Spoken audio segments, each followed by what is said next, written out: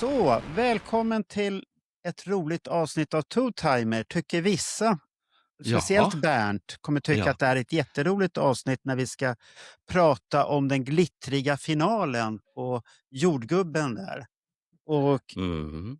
det är ju konstigt att de kan arrangera någonting när jordgubben sitter inne vad är det han sitter inne någonstans? I Turkiet eller någonstans. Men det kanske inte var han som ägde jordgubben där i Solna. Marco, det är inte Ja. säsong för jordgubbar. Bara Nej, så det är att därför. Okej, det är därför han är inne. Men vi ska ju då prata om Mello i vår Two-timer idag. Och i ett svagt ögonblick så råkade jag säga ja, och jag hoppades att mina starka vapenbröder Daniel och Roger kunde säga nej, men båda var jätteentusiastiska till det här. Och Bernt fick med sig, han kuppade som det brukar heta, göra en kupp. Så Ja. kom inte med några så här dolda budskap i podden bara idag, så jag måste editera bort här nu. Det vet man aldrig förrän efteråt. Nej, Men okej. eftersom jag förstår att vi behöver stöttning i det här, Ja. på samma sätt som att vi kanske kallar vi oss för kissexperter, jag vet inte, så kände jag att vi var tvungna att ta med en riktig melloexpert som är Steven Grub. Och Steven har varit en av mina vapendragare i en annan podd som heter Söderslager. Han är inte med i år, men jag kände att han behöver lufta sig. Han behöver få synas och höras, framför allt när det gäller hans kompetens, när det gäller inte bara Mello utan även Eurovision. Så att säger vi något dumt så vet jag att Steven kan rätta upp det och säga rätt saker, oavsett vad mina kamrater Marco, Roger och Daniel har att säga. Men ni är otroligt fina som ställer upp på det här, bara för min skull, kan man tänka sig. Ja, ibland måste vi fjäska för det så att din hybris håller sig lugn där. Men så att det är ju, ni poddar ju båda två, eller Steven har poddat i den här Mellopodden, och jag har lyssnat på den någon gång. Och Bernt har frågat, kan du analysera den? Och jag har ju inte varit snäll i min dom många gånger, men jag har sagt positiva saker, men jag har sagt det negativa, vad som har förstörts i den podden. Men då har du kidnappat nu Steven, och du sa här alldeles nyss att han inte är med det här året, men ni har väl inte gjort några program det här året? Jo, det har vi. Vi har gjort ett antal. Nästan efter varje mellosändning. Sen har vi också gjort ett annat val, och det är att inte bevaka Eurovision tack vare kontroverserna med Israel. Så att, ja. Så ni har tagit ett ställningstagande? Musik har ju inget ställningstagande, Bernt. Men vi ska inte gå in på den grejen, för att du och jag kommer bli väldigt oense om det. Och så att vi går inte in i det politiska drabblet här nu. Vi går in på det vi ska prata om. Ja. Men jag vill lägga till en sak, och det är att under Melodifestivalveckan så kommer Söderslagerpodden att bevaka den veckan. Men det är en annan historia för en annan podd. Vilken Melodifestivalvecka? Det som var eller det som kommer? Inte sa jag det. Jag menar Eurovision-veckan. Ja, det var det jag tänkte. För i maj alltså. Ja. Ni ska bevaka, men ni ska inte prata. Hur ska det gå till då? Det får du se, Marco. Det kan bli en överraskning även för dig. Okay. Nej, men jag kommer inte lyssna på det, för det är inte mitt ämne. Men vi ska ju då, kvällens agenda är ju då, eller dagens agenda, eller när ni än lyssnar på det här, så agendan är att vi ska personligen ranka de här låtarna som var i finalen, som sorterades ut av, hur många bidrag var det? Var det 30 stycken? Det var det jag ville fråga Steven om innan vi börjar. Det finns två uppgifter, att det var 3188 bidrag eller 3888. Jag vet inte vilket det var som stämmer, men det är 30 bidrag som är uttagna, drygt 3000 i varje fall, säger vi, eller 4000. Hur har de tänkt här alltså? Om det här är top notch? Alltså vissa låtar kan man verkligen ifrågasätta hur de har landat i årets Mello. Om vi bland annat kollar tillbaka på första veckan när Copacabana Boy kom 5 eller 6. Oj, den var ju så bra. Oj. Den har ju gått väldigt varm på dagis, har jag hört. Ja, vi har gjort vår egen version utav den. Jaha, så pass. Ja, så att den släpper vi ut här och nu. Och den heter Podcast Boy. Och den handlar om Bernt. Så den gjorde jag med AI. Så den släpper vi ut här. Det kanske blir en dunderhit på dagis också, Bernt. Han kliver in i rummet med ett skratt som stannar kvar. Micken lyser rött framför honom och hela världen lyssnar klart. Han ställer frågorna som bränner, som du själv inte vågar ställa. När han säger berätta mer nu, känns det som han känner dig så väl. Bernt, podcaster boy, får varje tyst minut att bli till något fint. Bernt, podcaster boy, du får mig att tro att jag är din gäst i natt. Say let me know, jag öppnar mig. När du pratar känns allt okej. Bernt Monsterboy, du fångar mitt hjärta på en timmes avsnitt. Lite farligt att äldre man blir poppis på dagis. Det är lite farligt. Jo, men är det inte SVT som väljer ut låtar? Har de någon procentsats att det ska vara någon plojlåt, någon diskodänga? Alltså det verkar ju jättekonstigt. Alltså om det här är top notch av de här 3000 bidragen så är det jättemärkligt. De måste ju ha något sånt. Ja, får jag ge Steven ett tips? Så fort som någon av de här herrarna andas, då hugger du direkt. För annars får du inte en syl i vädret. Det här är så annorlunda jämfört med Sadeslaget, ska jag säga. Ja, det här är samtal. Nej, men om man tänker på den där bananlåten som var med i år. Det var ju, gjorde ju Sean Banan för över 10 år sedan redan. Det är ju som samma koncept till och med. Det är ju det som är så bet. Och det tycker, det tycker jag är så dåligt att de liksom återanvänder i stort sett samma idé. Men största problemet är väl att han kunde ju inte sjunga. Ja, men det spelar inte så stor roll tydligen. Nej, okej. Nej, men det tror jag inte. De som gillar det där, de lyssnar ju inte på om man kan ta liksom höga eller någonting. Utan det är ju showen och så ska han se lite rolig ut. Och sen är det ju inte helt ovanligt att de tar en utlänning som ska vara rolig. Det känns lite som en nidbild. Det är ju samma sak som den här killen som gick till finalen. Man tar någon gärna med arabisk bakgrund som man ska kunna tycka låter lite rolig. Det gör man även i mycket reklam. Menar du att det finns ett så här R-ordet finns i podden? Nej, det kanske inte är så långt, men det är ju billigt och känns lite lågt. Jag tycker att det är ganska tveksamt. Ja, du har rätt i det, för det är alltid åt det hållet som du säger. Ja. Ge Steven lite utrymme för här. Han är ändå expert. Ja, men han får ju ta utrymmet. Här ger vi inget utrymme. Man tar utrymme, Bernt. Jag har inte att tillägga för tillfället, men jag hoppar på när jag hittar någonting. Så ska vi börja med låtarna då? Så att vi ska har du förklarat hur vi räknar ihop poängen och så där så tittarna vet liksom... Nej, det har jag glömt bort för att jag är så till det här. Ja, vi kommer ranka dem från placering 12 till 1, där ettan kommer få 12 poäng utav oss. Och Bernt måste ge poäng för en gångs skull, för att han hatar att ge poäng annars. För att han ska ju alltid vara så snäll. Och då har han alltid sin catchphrase som han inte ska använda idag. Om man ingenting snällt att säga så ska man inte säga någonting. Den får du inte använda idag, Bernt. Nej, för det kortet har vi kastat åt sidan. Idag måste du vara ärlig och dissa när det är dåligt. Det blir tufft för dig idag, Bernt. Annars får du inte vara med i podden, annars klipper jag bort dig. Idag ska vi roasta sönder. Bra, Steven. Det där gillar vi. Så det är en poäng till Steven redan. Här bonus tack. Dela ut någonstans. Men vi har då rankat låtarna så här. Och vi baserar väl lite på show. Kanske låtkvalitet, för den finns inte alltid där. Så oftast är det väl showen man tycker är bra då.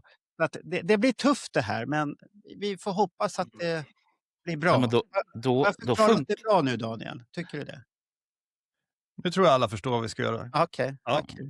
Ska vi berätta våra poäng efter varje bidrag? Eller ska det kan vi göra. Vi kan berätta våra poäng. För det är ingen som kommer sitta med penna där. Det kommer det vara. Jo. Men du är ju med i podden, Roger. Ja, jag behöver inte skriva, men lyssnarna kommer sitta och så här förhals. Nej, men visst funkar det så här att du har lagt ihop alla poäng och den som har fått sammanlagt minst, den låter vi börja med. Nej, vi börjar faktiskt med den ordningen som de kom på riktiga finalen. Jaha, men är det inte bäst att avsluta med liksom segraren i våran tävling? Så inte du vill ha det så? Jag tror att det är bättre upplägg. Att man börjar med den som blir sist, näst sist och så vidare. Okej, då måste jag kolla här. Så är det 2 kvar i slutet. Vem kommer att vinna? Vem blir sist? Okej, ja men då börjar vi med den sista då. Och det är en klar... Får vi gissa vem som är sist? Jag gissar innan jag spelar då, för det här är en klar sista placering. Jag gissar på den där Delulu eller vad han hette. Nej, jag gissar på Robin Bengtsson. Jaha, jag gissar också Robin. Och Bernt? Jag gissar på det. Ja, de har gissat rätt. Det är Robin Bengtsson. Det räcker inte. Titta, jag började dissa här snart. Vi lyssnar på låten först här innan jag dissar här. Lite här. Vi ska se om jag får igång det här nu. Vänta, inte det här en videopodd? Ska inte vi titta på bidraget? Nej, vi får se hur jag gör i slutändan. Nu kommer den här.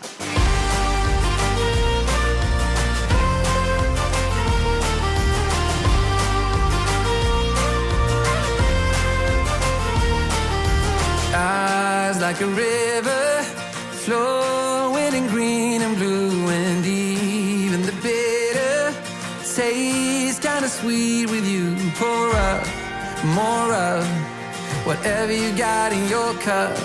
Can't get enough. Whatever we got is pure love. Honey, honey, take my money, come take everything I own.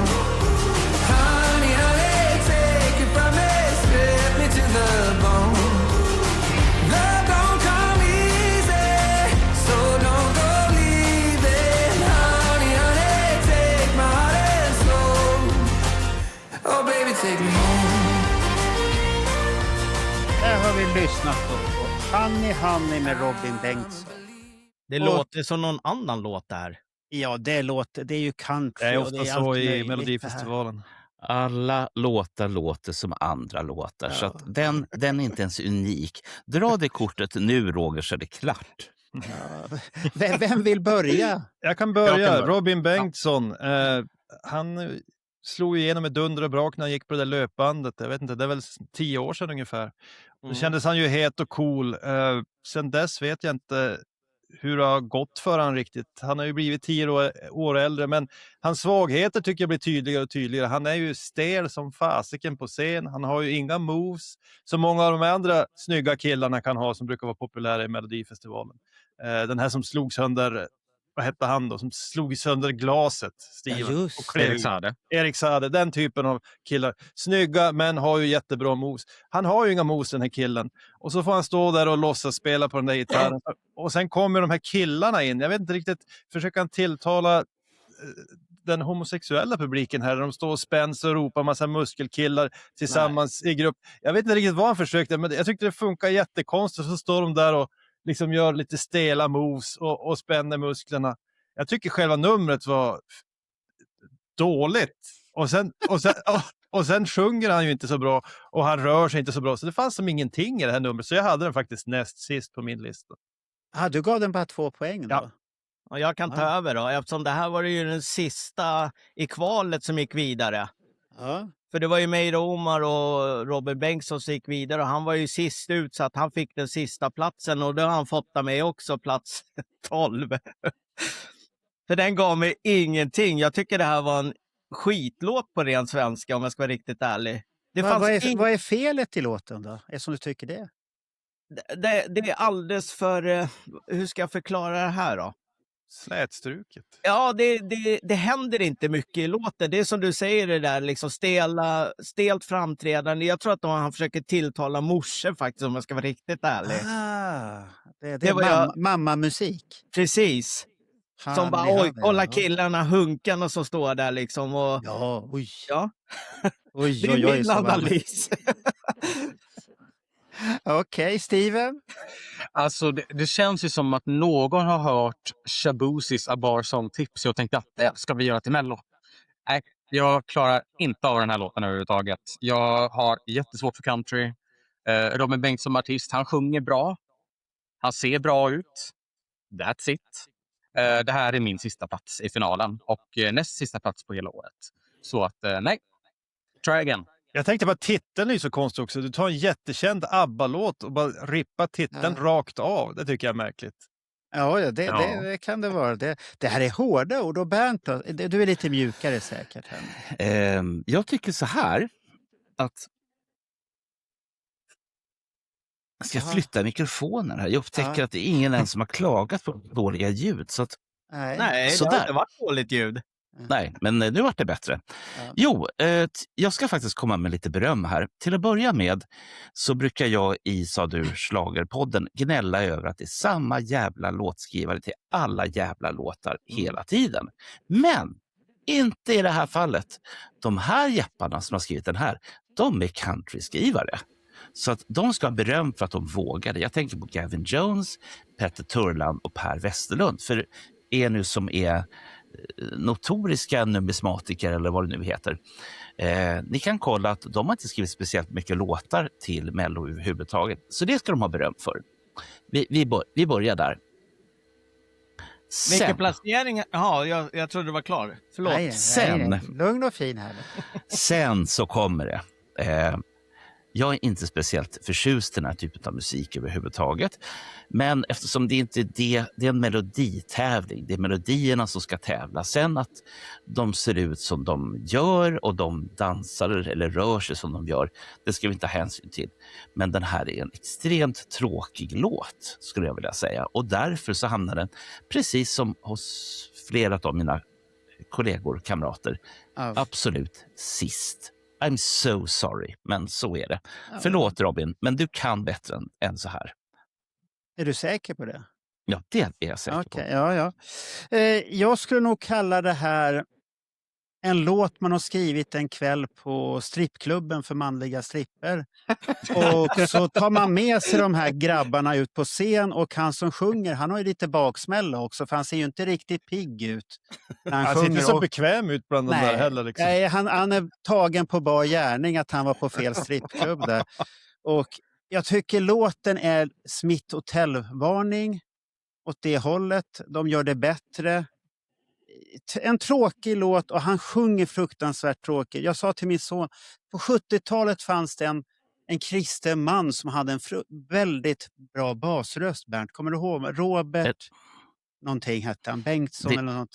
Det är inte Pelle som du pratar om? Som, Nej, inte den Pelle. Men vi kan ta Pelle, för han hade ju också en väldigt låg röst. Han kunde nog ha gjort det här med låten mer rättvisa, för jag har lite svårt för den här pipiga sången på en låt som ska vara lite musklig och lite häftig, att man blir blåst utav kvinnor. Det handlar ju om gold diggers, har jag förstått det här. Eller? Gör det? Ja, de säger ju take my money, take everything. Det är väl bara gold diggers som gör det. Nej, frun också. Nej, men då har du ju valt att vara gift för fan skotten. Gold digger, de lurar ju dig alltid och sånt här. Så att den fick väldigt dåligt betyg utav oss allihopa, den här. Så att den var ajabaja. Vill ni veta hur mycket poäng den fick totalt? Ja, men vänta. Ibland så är det så att i mellosammanhang att man gör om låtar, man gör en revamp. Och ibland så byter man helt och hållet stil. Tänk om det här hade varit en hårdrocklåt istället, med till exempel The Rasmus, Finnarna, eller varför inte Smash Into Pieces. Hade inte det varit en helt annan grej? Vi tar poängsammanställningen. Ja. Nu är du ute och cyklar igen, Bernt. Alltså, Smash Into Pieces hade inte så rört den här låten med en 3 meter lång pinne. Nej, de ska inte röra mycket överhuvudtaget om jag säger så. Men den här fick 6 poäng. Kan ni tänka er det? Av oss alltså? Ja, eller? 6 poäng utav oss. Ja. Inte ett dugg mer överhuvudtaget. Alla gav ettor utom Bernt som tyckte Robin var lite söt efter utekvällen där, så att han gav 2 poäng. Ja, det var jag som gav 2 poäng. Det var du som gav 2 poäng. Ja, just det. Daniel tyckte att han såg lite trevlig ut. Ja, det gjorde han. Ja. Så att då går vi på nästa. Då måste jag titta på listan. Vem kom sen? För sen är det ett rätt så hårt steg här. Ja, det är den här stackaren. Okej, då tar vi nidbilden här då. Då kommer den. Är ni beredda? Ja. Världen lyssnar till mitt prat. Flyger bilar utan spak. Pengar forsar in på kontot. Se min fashionista smak. Har en mansion, cabriolet. Bollar cashen som Pelé. Jag tar tjuren lätt vid honen. Mjölkar kon, café och le. Tack för kaffebörnan. Är uppe innan tuppen. Där och skärmar hörnan. Lastar guldägg i trucken.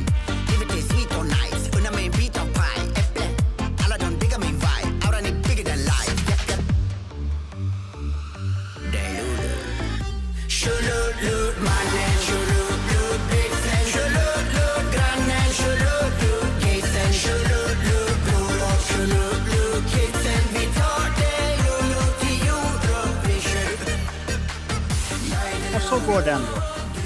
Tulullu. Ja. Eller Delullu eller vad man ska säga här. Så vem vill börja med denna hit? Ja, jag kan börja igen om ingen säger. Och som jag sa tidigare så är ju den här klassiska nidbilden av en invandrare från Mellanöstern. 2+ får han. De har ju stulit en del från Kiss framträdande. Det tycker jag om. Jag tror att hon som har genomfört den här Melodifestivalen har tänkt att tjuvkika lite på Kiss, för det är jättemånga gamla tricks från Kiss-boken. Till exempel om man tittar på hans peruk, den är ju tagen rakt från Animalize Live 84. det tycker jag var så där får han lite plus. Ja, Gene Simmons peruk, den har blivit återanvänd. Sen också den här roterande scenen, den använde ju Paul för 10 år sedan när han eller det kanske inte ens var det, när han flög ut och så for han runt på den där scenen. Så det tycker jag var en snygg detalj. Men sen använda alla såna här slanguttryck och tro att man är rolig. Lägga på en fånig läspning, såna här grejer. Det funkar ju inte alls. Och jag tycker när Markoolio gjorde såna här saker för 20 år sedan, då var det lite nytt och fräscht och lite roligt och lite edgy. Men det här känns jättedåligt. Jag gav den här en 1. 1 poäng. Poäng. Ska väl Steven ta över där? Lite positivt kanske? Ja, jag kan höja numret i alla fall. För jag tyckte att han har ju verkligen maxat numret med dansare. Och på det sättet tyckte jag att det såg bättre ut jämfört med vad som hörs. För jag hör inte ett enda ord av vad han sjunger. Och det kanske är meningen. Men jag stör mig på det här så enormt mycket. Så jag gav det här 3 poäng. Det här blir bara tjatigt till slut tycker jag. Alltså refrängen är catchy, men verserna har ju 0 substans överhuvudtaget. Och jag bara stör mig på det här. 3 poäng. Vad spännande. Jag kan ta över, jag håller med vad Steven säger. Och sen försöker man få in dragspelaren här också, som typ Kaj-stuket också, som ligger här i bakgrunden. Och det var serbiskt också, han är väl, inte han podcastar också den här killen va? Och därför så tror jag att han fick röster på grund av att han är känd. Ja, han är ju karaktär här. Ja, inte för låten, utan jag tror att det är för att folk känner någon samhörighet med honom. Lite som Daniel är inne på. Men jag har gett den här 3 poäng också. Det här är inte roligt. Det hade inte varit kul att skicka den här till Mello. Det kan jag ju säga på en gång. Det hade varit jätteroligt ju. Jo. Sist, garanterat. Okay. Ja. Då måste vi höja låten, så jag tar över här lite. Att den här jag har rankat mina låtar A, B, C och D ranking. Och då kan vi ju säga Robin Bengtsson hamnade i D-gruppen. Den här hamnar faktiskt i C-gruppen tycker jag. Den är inte så dålig, för den är inte trallvänlig. Du tar någon öl på puben, då börjar du sjunga mer än där. Och det kan ju vara att jag bor ute i förorten också i Stockholm. Och då blir det att man ser det här tjommen och allt det här. Man känner igen det där. Så jag har inte svårt med de här orden som Steven har där. Det är kanske min påbrå från Finland. Men i Finland pratar vi inte så där heller. Men jag tycker den här är helt okej. Jag kommer ju inte lyssna på den, det kan jag inte säga. Men jag tycker den står ut från de andra tråkiga divorna som är med i den här festivalen. För det är mycket återbruk som Bernt säger. Gamla textförfattare, gamla artister som man kunde ha begravt för länge sedan. Men den är okej. Lilla Fadja. Det hade varit roligt om man hade snurrat bort från den här snurrgrejen där. När han flygit iväg och det hade varit en bieffekt där. Det hade varit lite häftigt. Så Bernt, varsågod. Jag gav den faktiskt, vänta ska vi se, vad gav jag den här nu? Så att jag säger också, jag gav den, vad har vi den där? Har vi det? 5 poäng gav jag faktiskt den här. Fan, har du rökt på eller? Nej, jag tänkte på humor, att det finns lite humor i den. 5 poäng. Bernt? Ja, men tack. Det var bussigt av er. Ja, för ett halvår sedan så kom Anis Don Demina med en riktig pangrökare som heter Swish. Den, ifall ni följer mig på såna här setlist FM och allt vad det nu heter, så kommer ni undra, varför sitter Bernt Månsson och lyssnar på låten Swish med Anis Don Demina? Jo, för att det är en jävla catchy historia. Jag måste jag säga, lätt förtjust i han som sjunger om rumpor och stjärtar. som vi inte har sett på jättelänge nu i Mellon. Ni får själva räkna ut vem jag pratar om. Vem är det? Jag sa precis att ni får själva räkna. Jag, Roger och Daniel, vi är inga Mello-experter. Förklara, vem sjunger om rumpor och stjärter hela tiden? Det är en danslärare som har ett alter ego, han också. Fast det alter egot är bra. Och vem är Steven, hjälp mig här. Förlåt, det står helt still i huvudet. Säg namnet. Vad är det som är så problem att säga namnet, Bernt? Ja, därför att det är så. Skitsamma. Nej, jag vill veta vem är det. Han har ju glömt namnet. Vem är det, Bernt? Ut med det. Ut med det nu. Han kommer från Iran ursprungligen. Han är danslärare i Sverige. Och han har ett alter ego där han sjunger om stjärtar. Det är en stjärtor och rumpar. Jaså, Sean Banan. Just det. Ja, men det är ju bra. Han sjunger om rumpor. Det är bra. Rumpa. Ja, men det är så svårt att säga. Säg Sean Banan. Sean Banan. Ja, titta. Bra. Titta på den filmen med Kikki Danielsson. Nej, det ska vi Det är en fantastiskt fin film. Sean i Afrika. Den är fantastiskt bra. På ett sätt som jag har svårt att kunna redogöra för här. Varför bjöd de med Kikki Danielsson på den resan? Ska de ge den till kannibalerna? Därför att hon är folklig. Sen finns det några kända skådespelare som de också har raggat upp till den filmen. Men de i Afrika vet ju inte vem hon är. Nej. Och det är samma problem. Vilken utmärkt övergång. Det är rena P3-övergången, Marco. Det är precis så här som jag känner inför lilla Al-Fadji. Jag har innan det här inte hört talas om honom. Jag vet inte vem han är eller någonting sånt. Men nu kommer vi till humorn. Det här är det jag gillar. Inför semifinalen här så sitter de 7 textförfattarna och håller upp en skylt där det står man var tvungen att vara 7 stycken för att skriva den här låten. Och vem har skrivit skylten, tror ni? Jo, en underbar människa som heter Edvard af Sillén. Han har tidigare skrivit manus till många av Melodifestivalerna. Han har en biopodd som Marco tycker jättemycket om, som heter Bio min bio med Anders Jansson. Och nu fick jag höra den för första gången. Jag har bara sett den förut. När jag sett den så är den helt okej. Men den saknar någonting som får mig att vilja lyssna på den här. Och jag tycker det är väldigt, väldigt tråkigt. Men så att det här bygger alltså på att man ska veta vem lilla Al-Fadji är. Alltså själva karaktären, för det här är en karaktär.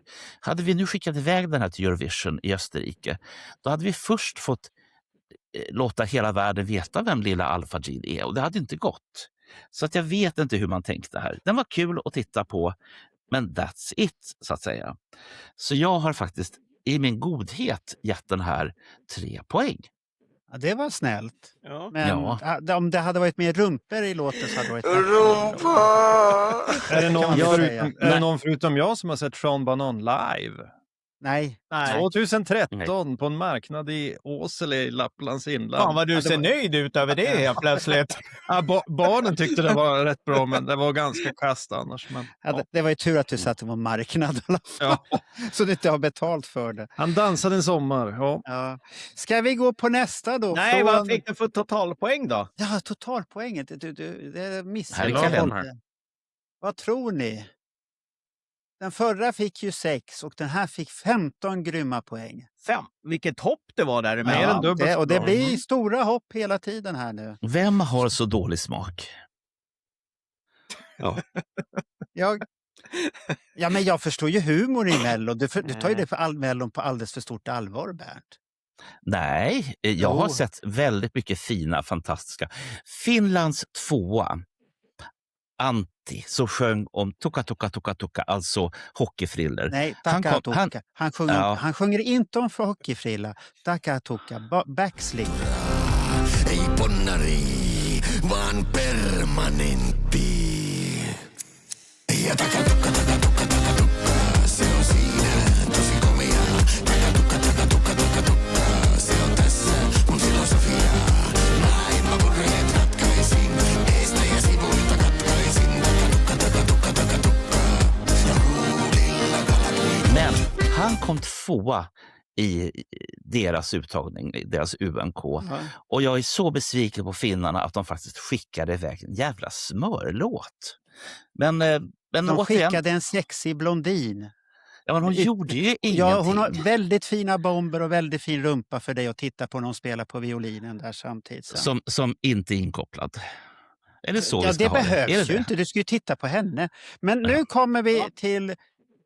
Vad blir det? Ja, det blir långt bak i alla fall en låt här. Och det är Saga Ludvigsson. Det är ju Bernts favorit misstänker jag. Men vi kör vad hon spelade för stil då.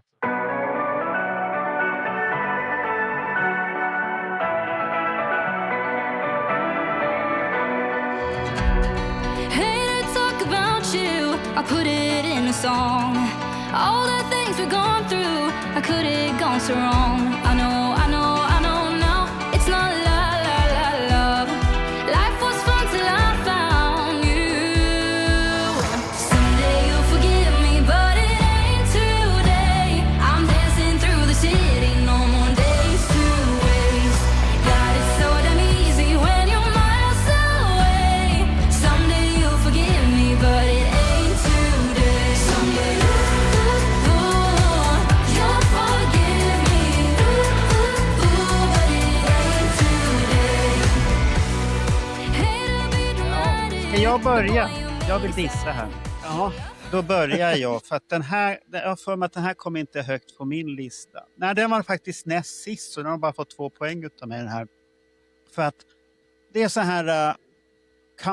man tvingar på countryn och SVT har ju kört en kampanj det senaste året att countryn är inne, det är massvis med countryprogram och svensk dansband är ju som country. Man har gjort så mycket reklam med countrydokumentärer och allt möjligt och skickat folk till Nashville där de ska sitta i ett hus och intervjua och spela country och sånt här. Jag förstår inte varför, när vi ändå inte tycker om Trump i Sverige, varför ska vi hålla på med country i Sverige då också?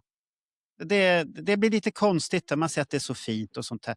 Låten i sig själv, hon säger att vi kommer inte glömma henne eller vi kommer glömma henne och det gjorde man väl rätt så fort.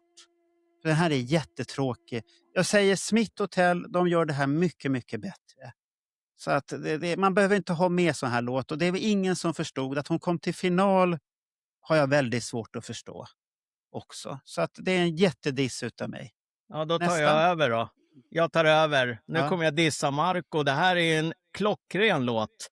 Ja, jag har sett det på dina poäng. Den har en melodislinga som greppar mig i skrevet. Är det inte någonting annat som tar det ett tag? Nej. Egentligen? Det undrar jag. Nej. Det är en melodislinga som ligger i bakgrunden som... Ja, ni vet ju hur jag brukar lyssna på musik. Jag letar efter de här små grejerna i låtarna som gör att den greppar mig. Så hon får faktiskt 10 poäng av mig. Oj. Ja, jag såg det. Generöst. Ja, det var det.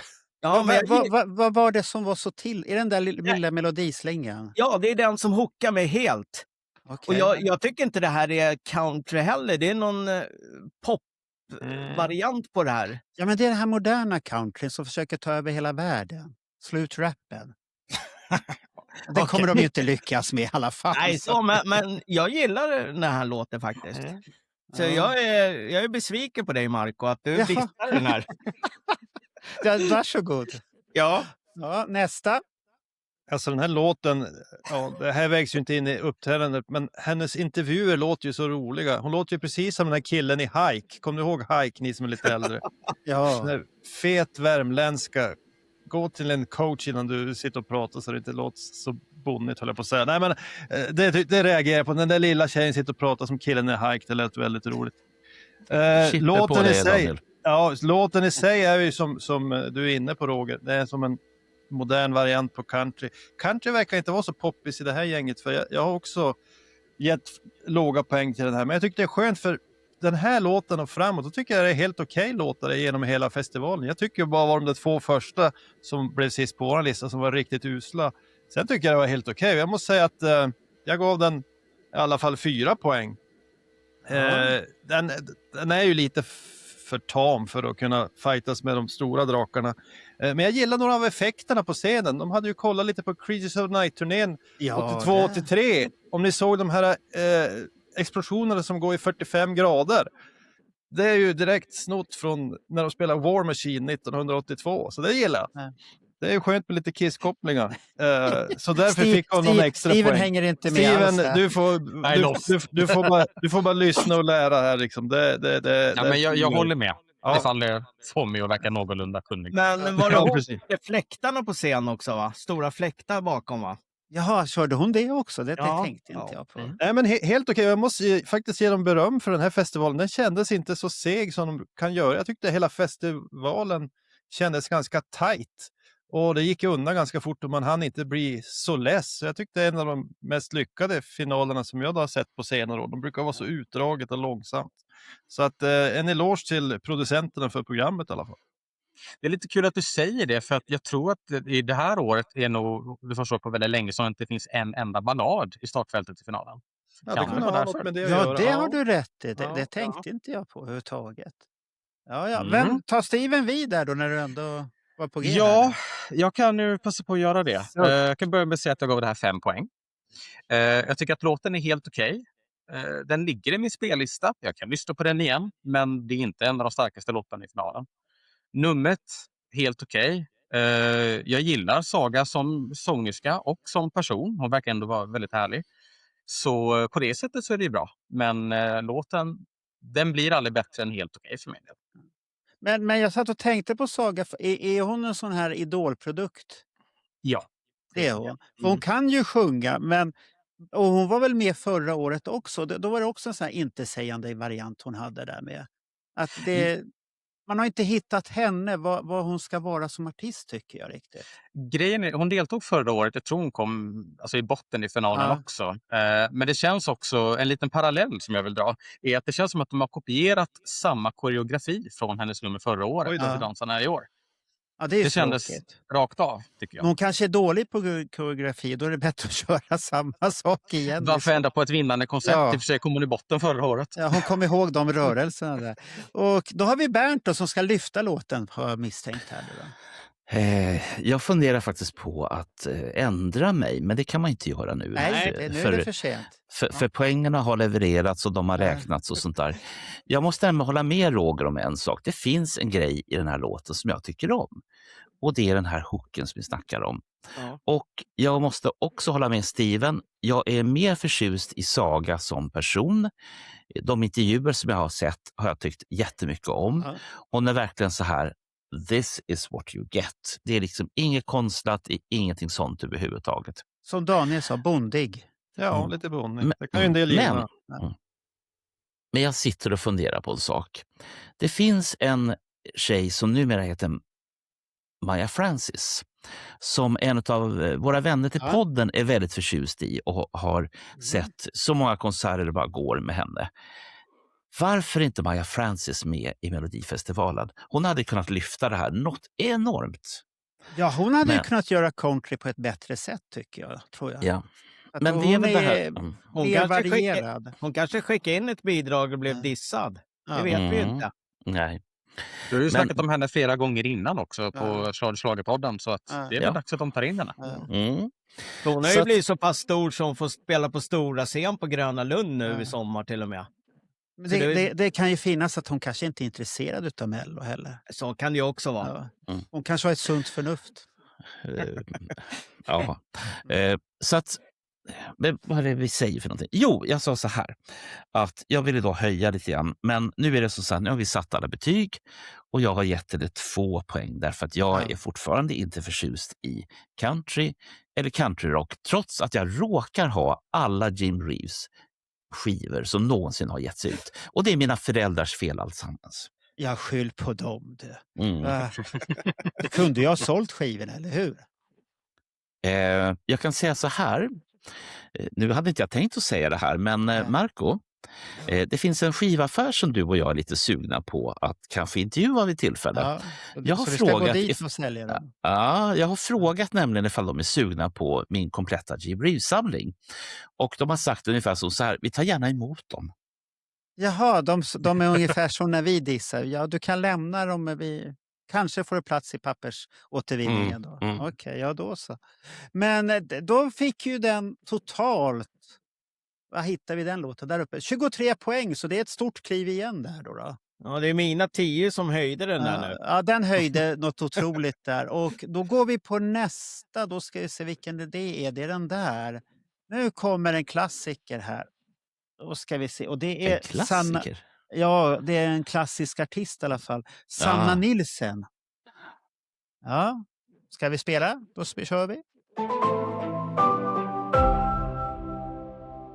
One by one, I've seen the chances come and go by now.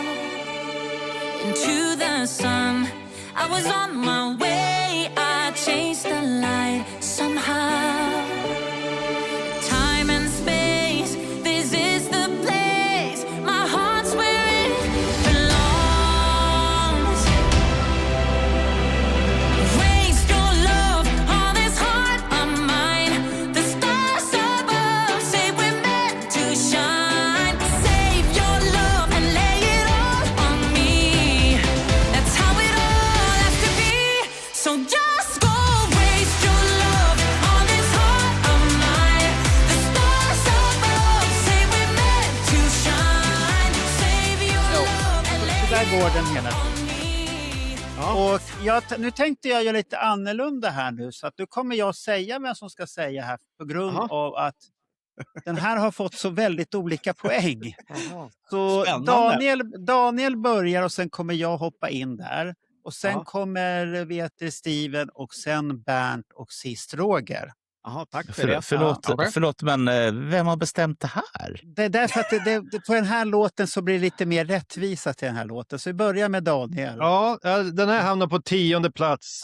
Ja. 10:e plats, 3 poäng. Så nu har vi avverkat mina 4 sista låtar faktiskt. Så att, det var skönt, då har vi gjort bort dem. Då är det bara de bra kvar sen. Nej, men jag tycker att jag har lite problem med den här artisten, Sanna Nielsen. Jag tror hon är 41, men hon kändes som 41 när hon gjorde premiär för 20 år sedan. Lite tantig på något sätt.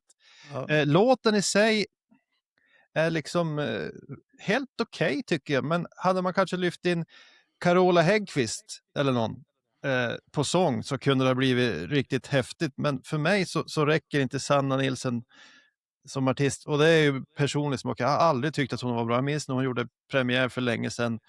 Till exempel hennes vibrato har jag väldigt svårt för. Jag tycker det låter inte vackert.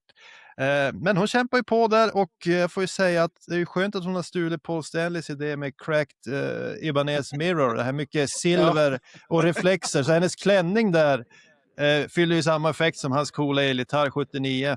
Och det gäller alltså. Hon ser ju häftig ut i den här silversprakande dressen. Men Sanna Nielsen var 41 år redan för 20 år sedan. Så att det måste ju betyda att hon är lite för gammal nu för att vara med. Ja. Nej, jag hörde, det var lite roligt med till och med ungarna som satt med. De tyckte att det kändes lite mossigt. Så att, jag hoppas att det här är hennes sista 8:e och sista gång i Melodifestivalen. Det var brutalt. Ja. Då kommer jag här då, och eftersom det är jag som är tvåa så är jag tyvärr lika brutal. Att jag håller med att Sanna kändes som en tant som går ut på, vad heter det här, Golden Days med sitt raffset på och glömde kläderna på sig överhuvudtaget och det glittrar och har sig. Påminner lite om Gene Simmons foliedräkt. Sitter illa som attan.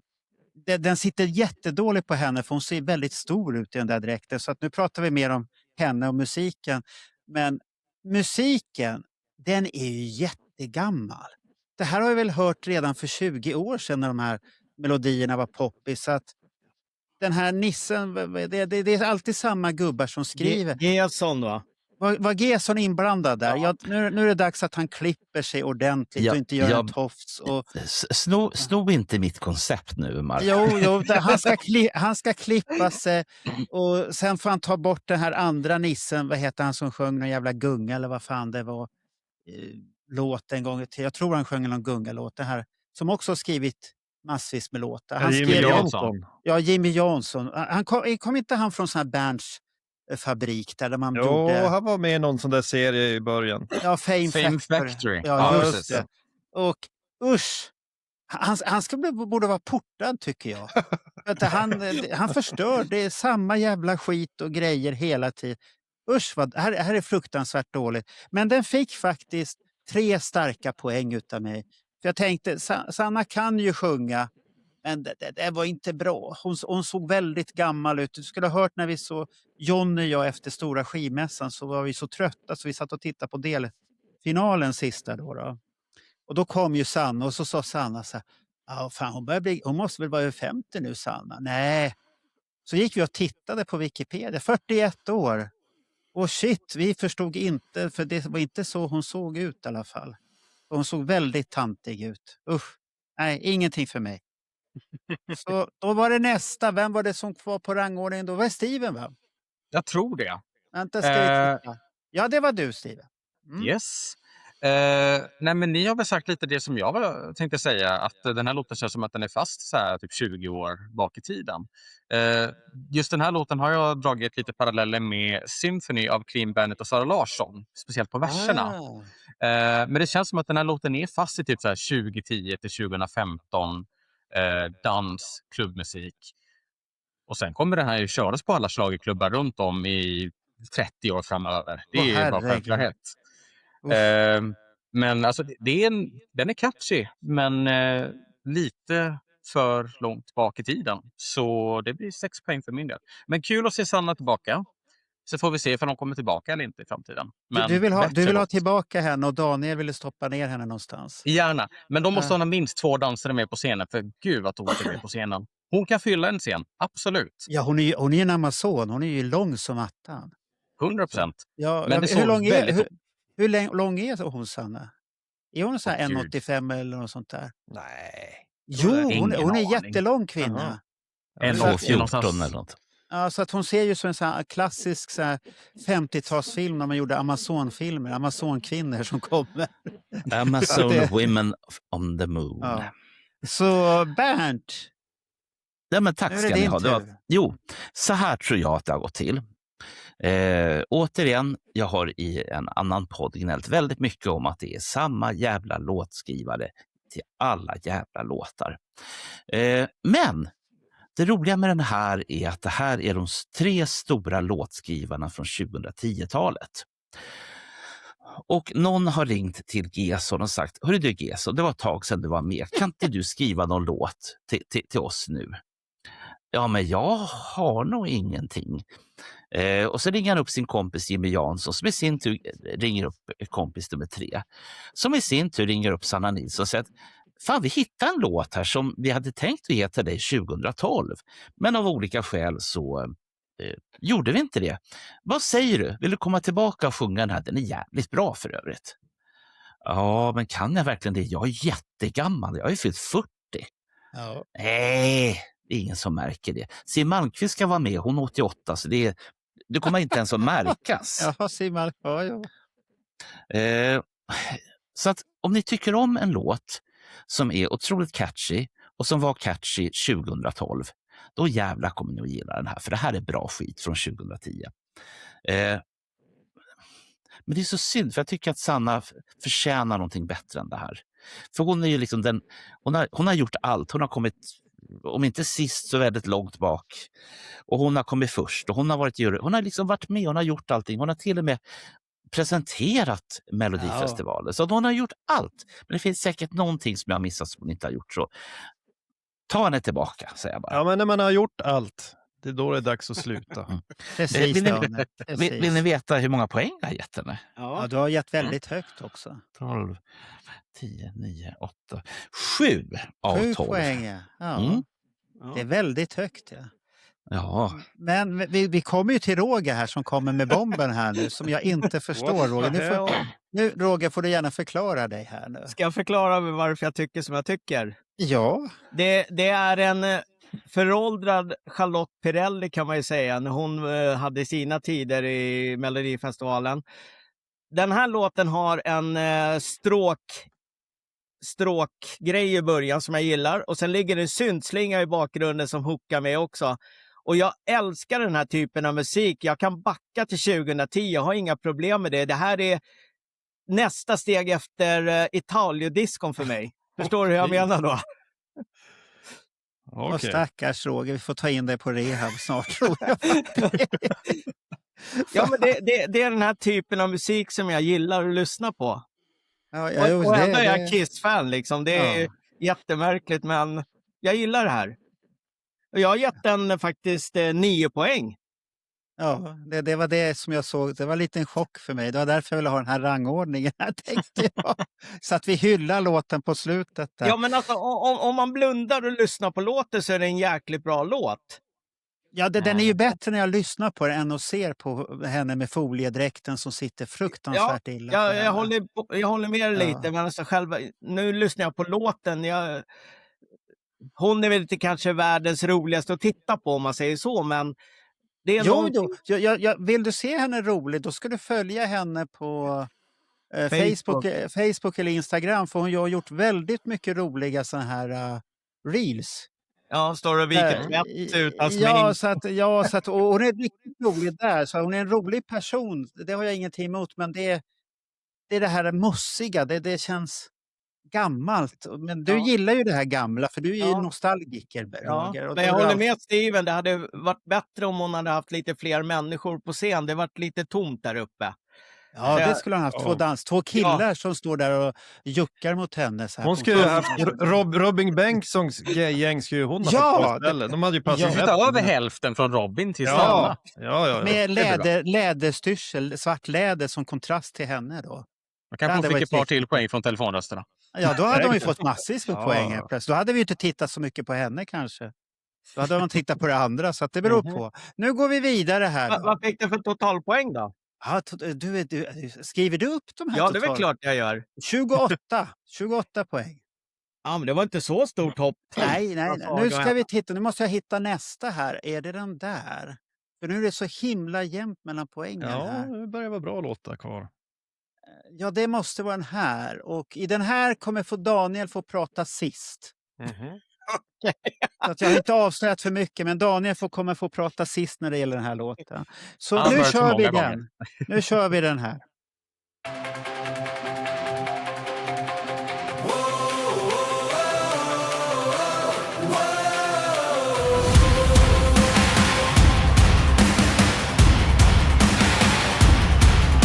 Jag hörde att du var tillbaka i stan. Tar taxi till Malmö central. Jag svettas i tröjan fast natten är sval. Får vänta men börjar bli van. Och plötsligt står du framför mig. Jag liksom bränner mig på dig. Mitt hjärta du dunkar, du gör mig galen.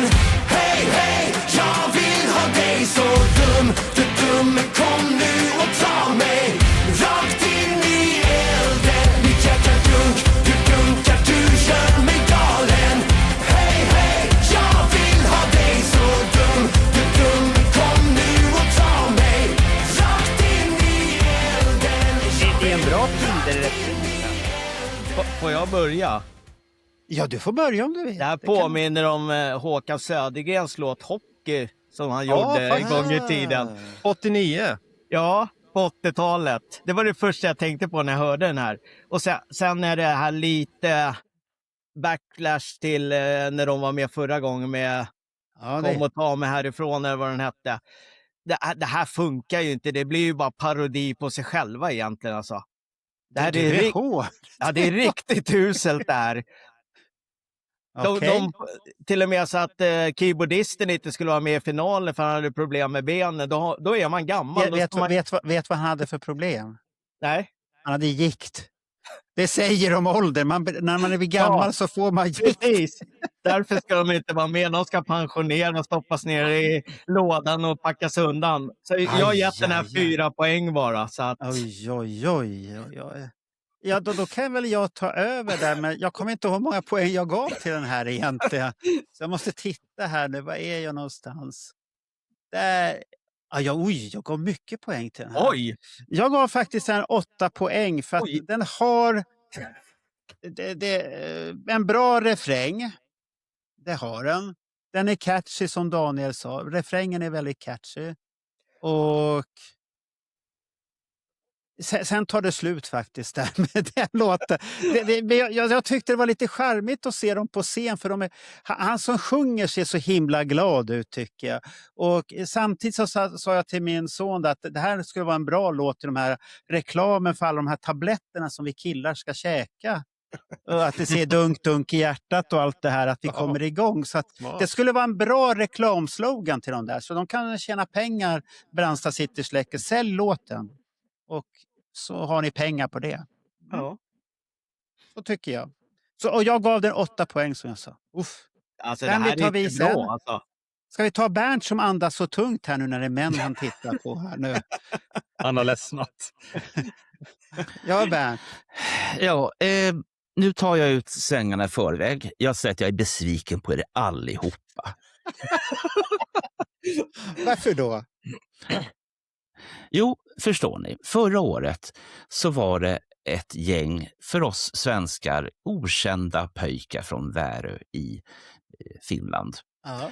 Som fick de här låtskrivarna att skriva en låt till sig. Plus att de var med och skrev lite själva. För man behöver vara många för att skriva en mellolåt som är en succé. Alla de där personerna som var med och skrev Bara bada bastu är med i den här låten. Vilket betyder att vi har allting catchy. Vi har brandsoldater. Jag menar, vem tycker inte om brandsoldater? Det spelar ingen roll Går du igång på brandsoldater? Nej, men det är 2-åringar, 3-åringar. Min son, han kommer hänga med för det här nu. Men när de här var med sist så stod han och studsade som en jävla studsboll. Min son är inte speciellt förtjust i Mello. Det här kommer jag få äta upp. Men då, när han var 3 år, jävla vilket drag det var. Ja, men tänk på att han var under din sekt då. Men vilket år var det de var med förra gången? 2002, 2002, var inte det på 2003. 70-talet någon gång? I'm so sorry, det var så fel. Men, och det betyder att det behövs vara så här många låtar att få konstiga grötrim och väldigt speciella böjningar i texterna. Och det här är catchy. Jag menar, kan du göra brandsoldatsklappen där i slutet? Jag menar, fan, den har ju allting. Sen Hur många poäng gav det då? Han gav mycket. Men han gav mindre än mig, har jag för mig. Vi ska se här. Han gav 8 poäng. Nej, han gav lika mycket som jag, 8. Hur kan du då vara besviken på mig? Ja, jag tar ut det i förskott. Ja, men det är ju fel. Det är typiskt det. Du bara kastar alla under bussen på en gång. Ja, men det var enklare så. Nu går vi till Steven här. Jaha, här var det deppigt värre här nu. Oj. Alltså, först ska jag bara korrigera lite grann här. Det är nämligen så att de deltog 2002 med Kom och ta mig. Men sen kom de tillbaka året därefter med en låt som alla har glömt bort som heter 15 minuter. För den åkte ut i dåtidens Andra chansen. Kul fakta. Och herregud, ni borde ta som hand. Allt jag har att säga är passa på medan ni är med. För snart är det slut, så ni kan börja räkna ner nu. Varje minut. Jag tror ni önskar de vore fler nu. Snart är allting som det var förut. Plötsligt har timglaset runnit ut. Era 15 minuter är slut. Det är därför vi har med dig, Steven, för att du kan rätta oss. Jag visste det. Ja, jag ville bara hoppa in och säga det i alla fall. Men det är ingen som kommer ihåg den låten, så att vi kom och ta mig. Men den här låten då. Den har ett bra nummer. Och den har ju hög nostalgifaktor. Speciellt för mig som växte upp på 90-talet och 00-talet. Och det här spelas ju konstant på liksom skoldisco och så vidare. Kom och ta mig då. Den här låten är ju i princip en kopia utav Kom och ta mig. Ja, det kan jag hålla med. Det är inte mycket nytt i det här. Och det stör mig på så otroligt mycket. För att det här känns bara som att nu ska vi klämma in referenser. Vi ska ha brandstaketter, vi ska ha brandmän och han vi ska gjorde ha det här eld. också. Ja, det där också. Det var nya precis. rörelsen, dunka. Ja, men det här är så gammalt. Och det här tilltalar mig inte alls. Jag tycker det är kul att de deltar, men låten, jag kan inte säga att jag lyssnar på den igen. Så den får 2 poäng från mig. Oj, det hör vad lågt det här var. Oj. Och Daniel, nu slutar vi på topp här. Ja, det här var en vattendelare minsann. Roger och Steven, de totalhatar den här, men hos oss andra har de ju faktiskt dragit hem ganska höga poäng. Jag gav den 9 poäng. Och man får ju ta det för vad det är. Liksom. Det är ju en nostalgitripp. Det är ju en passning bak till deras succé 2002. De ser lite slitna ut, gubarna, men sångaren är ju han som är stjärnan. Ja. Liksom. De andra är ju bara statister. Men han tycker jag gör ett bra jobb. Och som du säger, den här glädjen känns så genuin och äkta. Varje gång du ser han i ett klipp när de intervjuar honom, han är så glad att bara få vara där. Och det kanske man kan förstå. Fast jag stör mig på honom, för han tar över allting. De andra har inte en chans att visa det. Men har de någonting att De komma andra med de ska inte- andra? Jag tror att sikta ingenting. in på den där killen, för han är charmig, han har looken, han har det. Så jag tror det är ett bra val. Det är ungefär som Kiss, man frågar inte Mark St. John någonting. Nej, precis. Precis samma sak. Men jag var inne på det, men den här refrängen var ju den enda låt som fick mig att gå och hämta en akustisk gitarr och börja försöka ta ut ackorden och sjunga med. För den satt ju efter en lyssning. Så det är någonting med den här refrängen som är riktigt, riktigt bra. Jag kunde inte orden, men jag kunde nynna hela refrängen direkt. Så jag lärde mig den på gitarr där, för det var så roligt. Sen tycker jag också de här trummorna i början, det är ju lite I Love It Loud 82 eller HOCKEU, Hockey med Håkan Södergren 89 som du var inne på, Roger. Ja. Det slår ju an någonting hos mig att jag gillar det direkt från the get-go. Sen har de ju använt flera Kiss-trick. Jag vet inte om ni såg det, men han tar ju det här gamla beprövade trumpinnetricket från Hotter Than Hell-turnén med flammande trumpinnar. Det är ju stenhårt. Och även sådana här inspelade explosionsljud som Kiss var tvungen att ta till när man inte hade liksom ekonomin för att köra riktiga smällare. De drar av en riktig sån i slutet där de har spelat in en explosion. Det gäller också. Men publiken blir alldeles till sig. Bara, hör man då. Ja, och sen verkar det gå hem i lokalen och de har ju liksom så här stanna av musiken och alla står och klappa och flera bra partier. Så jag tycker att det är en väl genomförd låt, ett bra nummer och en jättemedryckande refräng. Så att den är helt klart värd 9 poäng. Och jag tycker det var kul för gubbarna att de fick vara med där. Det är en bra Tinder-låt. Du missar en sak, Daniel. Du tog allt utom en sak. När sångaren säger stå upp. Ja, det är också en Kiss-koppling. Där har ju Paul Stanley Dalhalla som vi såg häromdagen. Han körde ju den. Ja. Hur mycket poäng fick den här, tror ni då? Jag tycker det var synd att Steven och Roger misslyckades med att se storheten, för annars hade de hamnat högt upp. Men den fick runt 30. 31 poäng. Ja. Så att nu ska vi hitta nästa då. Det måste vara den där. Ja, det måste det vara, för den är jävligt dålig. Så det måste vara den där. Oj. Ja, den här. Men vad har jag gjort här då? Du har tappat bort den. Jag misstänkte. Nej, det här blir ju jobbigt det här nu. Hur fan ska jag klara mig ur det här nu? Okej, men vi får spela det här. Aj. Nu kommer den.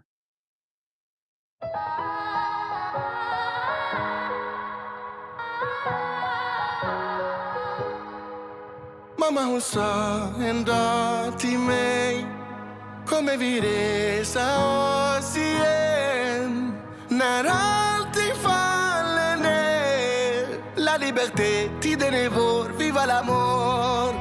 Hey! Jag ser hur du kämpar på min vän. Imorgon går solen upp igen. Med elden i ögonen, det är långt ifrån över än. Om vi dör så dör vi för kärleken. När världen vill såra dig, ta på dig din stålmaske. Det kommer att ordna sig, det vågar jag lova dig. Viva l'amour, l'amour, l'amour. Viva l'amour, l'amour, l'amour. När allting faller ner, la liberté, tiden är vår. Viva l'amour. Festa, bamboleo, del fuego. Det var ju en spännande låt. Får jag börja? Ja, vi ska se här på listan om du får börja på den här egentligen. För att jag Vi är så strikta. Roger får börja. Det går alldeles utmärkt här. Det här är 3:e gången jag hör den här låten i Mello nu. Ja. Det är ju samma låt varje gång alltså. Ja, det är nackdelen med det här bandet. Lite. Ja. Och jag gillar inte den här typen av musik. Det här liksom... ska jag säga... karnevalen i Rio-stuket om jag säger så då. Ja, just det. Kampsång blandat med Rio-karneval. Ja, jag gillar inte det här överhuvudtaget så att det finns inte så mycket att säga. Jag har gett den här 2 poäng bara. Sen kanske jag blir dissad av er nu, men det här faller inte mig i smak. Jag förstår dig. Ja, då så. Då får någon annan ta över. Roger, du vet att du var tvungen att ge någon form av poäng. Du vet det, va? Ja, vi kan ju ta då... Vi ska se Daniel för skojs skull på den här. Ja, nu ska vi se. Medina, de hamnar på 8:e plats för mig. Får således 5 poäng. Ja. Ja, jag vet inte. Det är ju en snäll, skön låt för den här första röstningsgruppen för 3-9-åringar. Den är ju jätteinställsam, bubbelgum, halleluja, allt är superbra, allt är jättelyckat. Vi som har levt ett tag vet ju att det kanske inte är så alltid. Men om man gillar så här Lattjo Lajban-låt, det känns lite som den där gröna draken i SVT:s barnprogram som kom ut på scen och hoppar runt lite grann. Bolibompa-låt. Och sen de här 2 artisterna, jag vet inte riktigt, det känns ju som 2 glada fritidsledare som är glada att de får sjunga lite för barnen som sitter i ring där. Så skuttar de runt lite grann, för de har ju 0 karisma båda 2. Det roliga är att de påminner lite om Helan och Halvan, den gamla klassiska komikergänget, så det är ju en komisk poäng i alla fall. Sen sjunger ju en av dem rätt bra, men det räcker inte hela vägen. Några kul kisskopplingar är att han kommer in med den här svärdet med eldfacklan som Gene brukar använda när han blåser eld. Den bär de ju runt där. Det är en snygg effekt. Och även då konfetti som vi alla älskar. Ja. Det tycker jag är bra. Så numret är ju, får jag säga, det tyckte jag var skitsnyggt. Och alla röda färger och det hjärtat de styr ihop och tänder eld på. Alltså det är ju himla snyggt. Men det kan ändå inte täcka upp för den bristande sång. Alltså sången är inte tillräckligt bra tycker jag. Så att, men jättekul och Lattjo Lajban-låt om man vill dansa tryckare med Bolibompa-draken. Ja, det håller jag med. Vem vill ta över sen? Jag kan ta den. Ja. Jag tycker att jag håller med om att det låter exakt likadant som deras andra 3 låtar. De har i princip skrivit en fotbollslåt. Ja, det har du rätt. Fotbollslåt, ja. Det är väldigt, väldigt... Alltså, de har säkert skrivit en fotbollslåt tidigare, jag för mig det. Men precis som Lilla Al-Fadji så har de gått all in på numret. Och det är ett jävligt snyggt nummer. Låten har ju ändå ett bra meddelande med tanke på allt som händer i världen. Vi ska inte gå in för mycket på det. Men det finns en låtrad som jag stör mig extra mycket på i den här låten. Och det är: när världen vill såra dig, ta på dig din stålmanscape. Kände jag lite, nej, det gör jag nog inte. Nej. Så att texten kan vi väl analysera en annan gång. Men jag tycker ändå det är en härlig låt. Det är mycket glädje. Och man var glad av Medina. De är härliga. Så den får 8 poäng av mig. Okej, då kan jag ta över här och säga så här.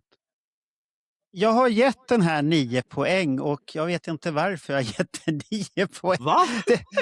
Det kan bero på att jag inte... Jag blir glad utav låten. Det är väl det positiva. Det är väl där det stannar, att jag blir glad. Och jag tyckte numret var roligt, att det är en våtmarks- och Palestina-demonstration mitt i publiken med fackla. Och sen helt plötsligt så börjar de sjunga och så blir det lite partystämning med konfetti och grejer och allt sånt här. Så att det är lite positivt och roligt att se att de vågade ta det tricket. Men låten i sig själv, då har de gjort samma låt. Det är tredje gången de är med här nu. De gör samma låt och med olika teman. Den här gången var det kärlek och upp till kamp och sånt här. Det här ger mig lite för mycket kommunistiska vibbar med Copacabana-feeling. Hade de haft snott den här jävla mössan utav Copacabana Boys hade det varit ännu roligare kanske. Och de hade fått en 10 för att de hade tänkt till, men den får 9. Jag blir glad ut den här. Har jag några bärs och jag är på krogen och här kommer, så kommer jag säkert sitta och lalla till och det sprätter till i kroppen lite och man rör på sig och sånt här. Det finns någonting, och det gör det med alla deras låtar, men det håller ju inte i längden. Jag kommer inte lyssna på den här. Frivilligt i alla fall. Det kommer jag inte göra. Så det är konstigt. Så jag var tvungen att försvara min 9-poängare. Och nu kommer Bernt med en jättehyllning här nu. Ja, först och främst, jag vill ha en av deras läderjackor. En röd läderjacka. Den det finns säkert inte, för de är nog speciala. Det är lite grann som Felicias kläder. Var du läderjakt? Det såg ju som träningsoverall, ja. Nej, det var läder. Så här, antingen plast, syntetplast eller läder. Du har ju sovit under det här numret, Roger. Ja, jag var nog på toa tror jag, eller någonting då faktiskt, om man ska vara riktigt ärlig. Ja, då får du inte lämna några betyg på den låten. I alla fall, om du inte har tvättat händerna förstås, då får du det. Ja, bra. Nej, men så här, de här grabbarna är otroligt smarta. Det började alltsammans med att de var osams och de skulle inte alls göra låtar ihop. Men de träffades, de gjorde upp gammal bös, gammal bök, och det var ju därför som de kom med, om man går tillbaks 3 låtar. Och tänk vad bra att de vart överens. Och att såklart man blev överens om plånboken är tom, Bernt. Tänk lite logiskt. Är man ovän och så återförenas man. Så plånboken var tom, därför återförenades. Då fortsätter jag på pengapungen. De här som har med och skrivit den här låten, det är liksom de här som jag normalt sett gnäller över och säger att måste de vara och lägga sin näsa i blöt i varenda låt? Ja, det måste de. Men nu kommer vi till det smarta. Pojkarna Medina har varit med och skrivit alla 3 låtarna själv, så att det kommer att rassla till även på deras bankkonto. För det här är en jävligt catchy sak som man har på sin spellista på Spotify eller Tidal eller vad man nu har. Hur bra som helst. Men problemet med den här är att den är lite grann som... jag är jätteförtjust i sockervadd när jag köper det nytt och nyspunnet på Gröna Lund. Och sen efteråt så kom man på, varför köpte jag det där för? Det var ju onödigt. Men, bara för att förvirra er så mycket som jag bara kan, så kan jag säga att den fick 9 poäng av mig. För att den det här är vad man kallar för en earworm. En sån här grej som bryter sig in i örat, tar sig in i hjärnan, och sen, ni vet hur det är ibland när man vaknar på morgonen och så har man en låt i huvudet. Det här är en sån låt. Så att du kommer förstöra vår bländlista här nu med den här låten.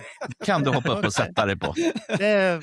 Det har vi förstått här nu. Så att den här fick 33 poäng. Så den slog knappt Brandsta City Sneakers. Så att det var inte någon jättestor seger, om man säger så. Då är vi halvvägs då. Ja, och då kommer vi till det stora numret här nu. Smash Into Pieces. Kollade jag rätt? Är det verkligen så? Jo, det är så. För det är väldigt tätt med poängen här nu. Så att det är de här låtarna vi inte riktigt har förstått någon av. Så att nu kommer vi till den här låten som vi kanske inte förstår någon av oss. Nu ska vi bara hitta den här nu. Jag tror Steven förstår den. Jag talar för dig själv. Ja, nu kör vi här.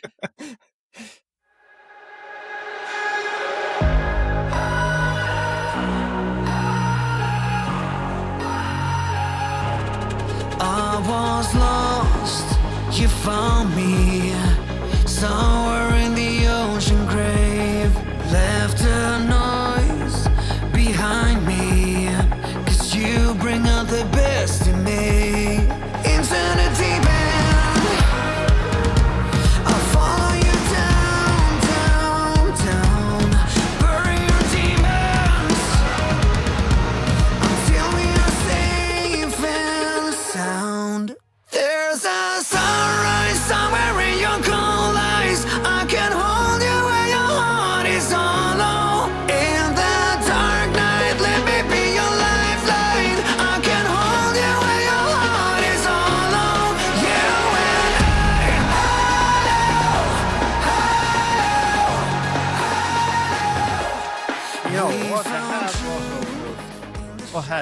Jag kan börja faktiskt med den här, tycker jag. Jag ska bara titta vad jag gav den för poäng. Jag gav den 6 poäng, den här låten, för att det finns någonting i låten som kunde vara bra. Men bandet har en akilleshäl för mig, och det är sångaren. Precis som jag har jättesvårt för att när jag inte ser honom så blir det lite bättre. När jag ser honom så ser han ut som han är bajsnödig och försöker hålla sig samtidigt. Precis min kommentar jag skulle säga sjunger. också. Att han sitter på toa. Ja, och han ser rädd ut samtidigt. Så jag har jättesvårt för honom. För det finns ingen att han älskar det han gör. Medan de andra i bandet är som Duracell-kaniner, till och med han med masken eller blippkoden som Gina tyckte att det var. Så att jätteroligt. Det här bandet, de har gjort någon låt som är bra, men det är väldigt konstigt. Jag har svårt för de här överhuvudtaget. Det är någonting som inte fastnar, för det är inte hårdrock för mig. Det är barnrock kan man väl kalla det för att det är där jag placerade och därför kommer det inte komma på någon spellista. Man vill vara tuffare, men de har ju sparkat basisten inför den här grejen.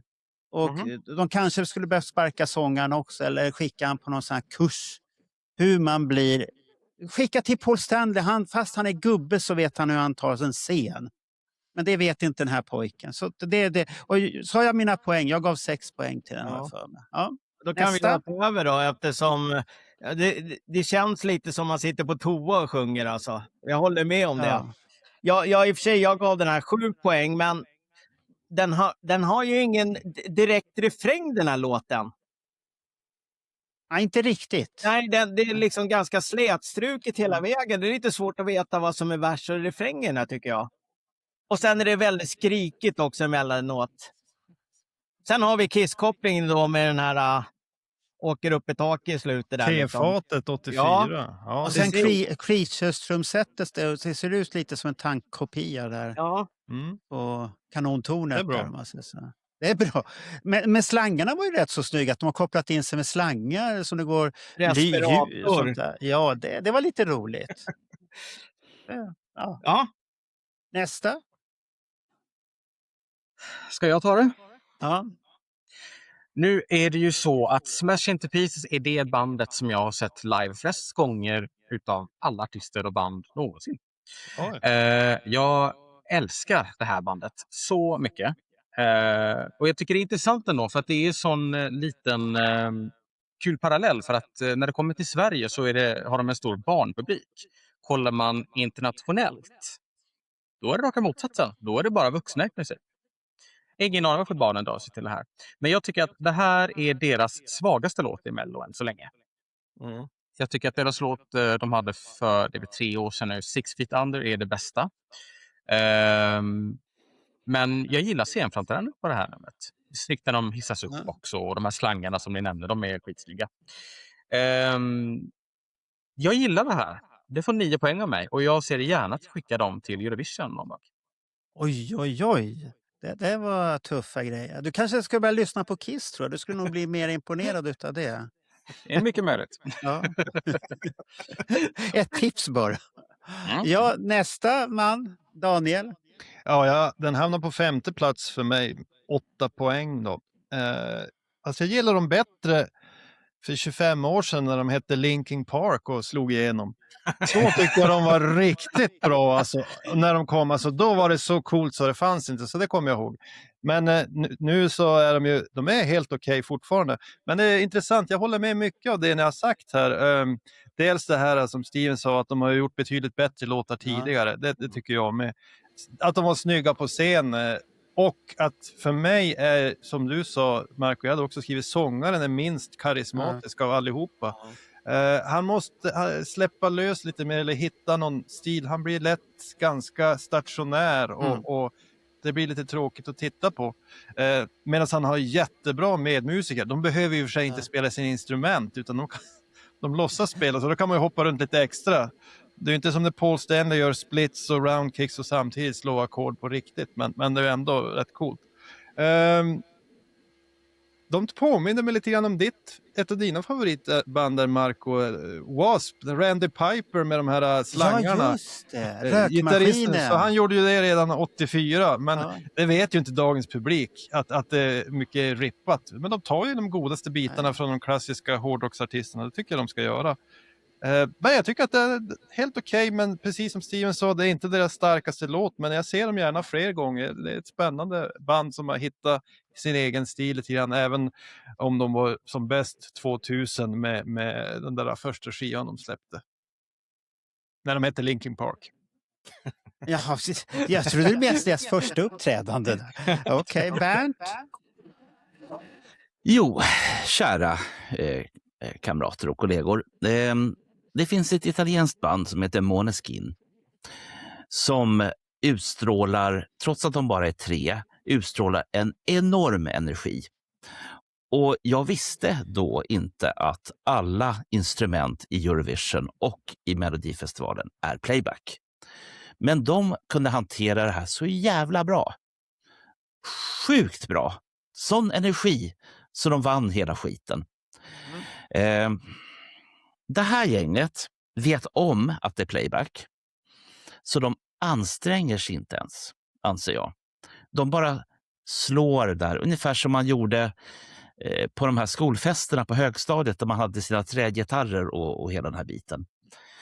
Sen trodde jag ju förstås att det fanns någonting kopplat till de här slangarna som de fick, någon energi eller energidryck eller någonting sånt. Men förlåt alltså alla som gillar det här bandet. Men ni måste tanka energi någonstans ifrån. Kolla på Måneskin, gör om, gör rätt. Tack. Ett snabbt tillägg bara. Jag tänkte att det här trummisgrejen är ju rätt kul att de har gett han så mycket utrymme med masken. Men det är också en stöld från tidigt 80-tal eller sent 70-tal. Jag vet inte om ni kommer ihåg Bruce Dickinson, sångaren i Iron Maiden, hade ju ett band som heter Samson. Och då hade de en trummis som hade en lädermask och hette Thundersticks. Som inte pratade och höll på och tog mycket utrymme och slog sönder grejer på scen tror jag också. Så det är också stulet, men det vet ju ingen nu för tiden så det gör ju ingenting. Men det är bra, nu vet de. Ja, nu vet man får låna, det är tillåtet. Men när ändå Steven har sett så många konserter, är sångaren lika stationär på scen som han är på Mello? Eller är han mer livlig framför en publik som diggar då? Alltså han är ganska stationär ändå skulle jag säga. Nu har ni haft lite problem med, han har varit magsjuk nu lite grann till och från. Så nu tror jag dock att han är tillbaka på benen 100%.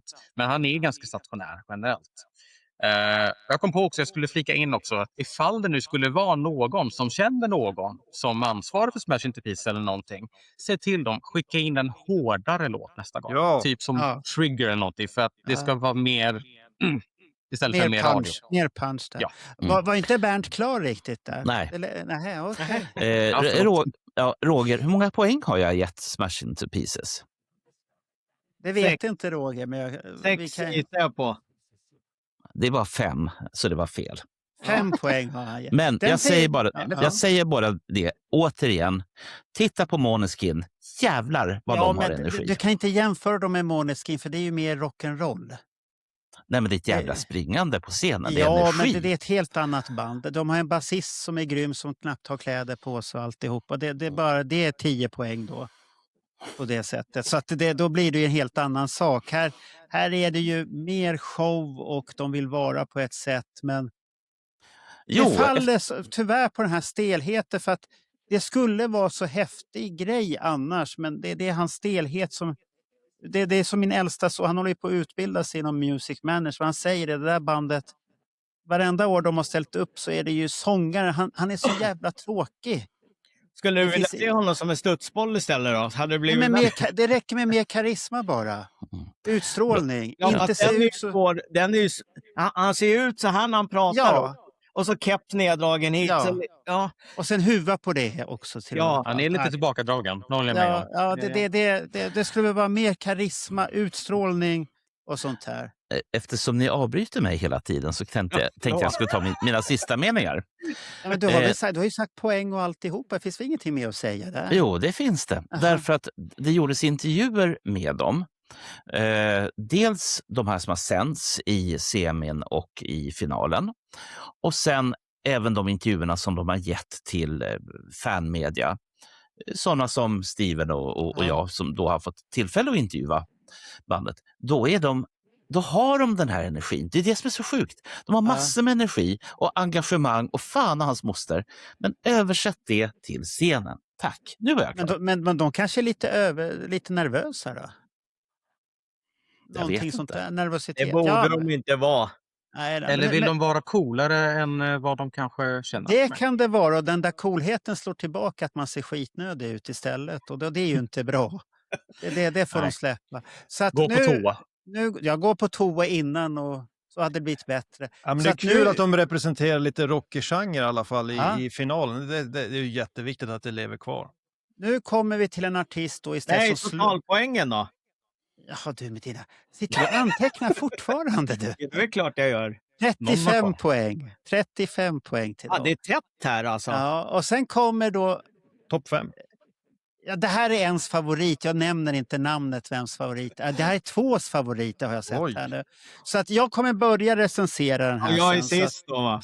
så att ni får hylla ni andra då. Men vi börjar med det här då. Så att det... Vad ska vi hitta henne här nu också? Vad hette låten? Där var det. Bira. Ja, det skulle man kunna tro, men så hette det inte. Nu kommer den här.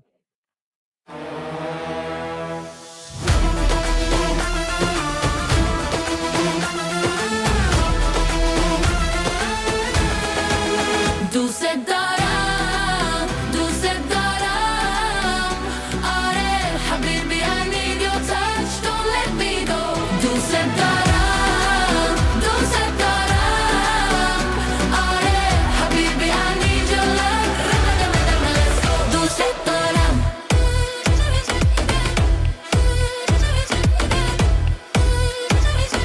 Dam, dam, dam, dam.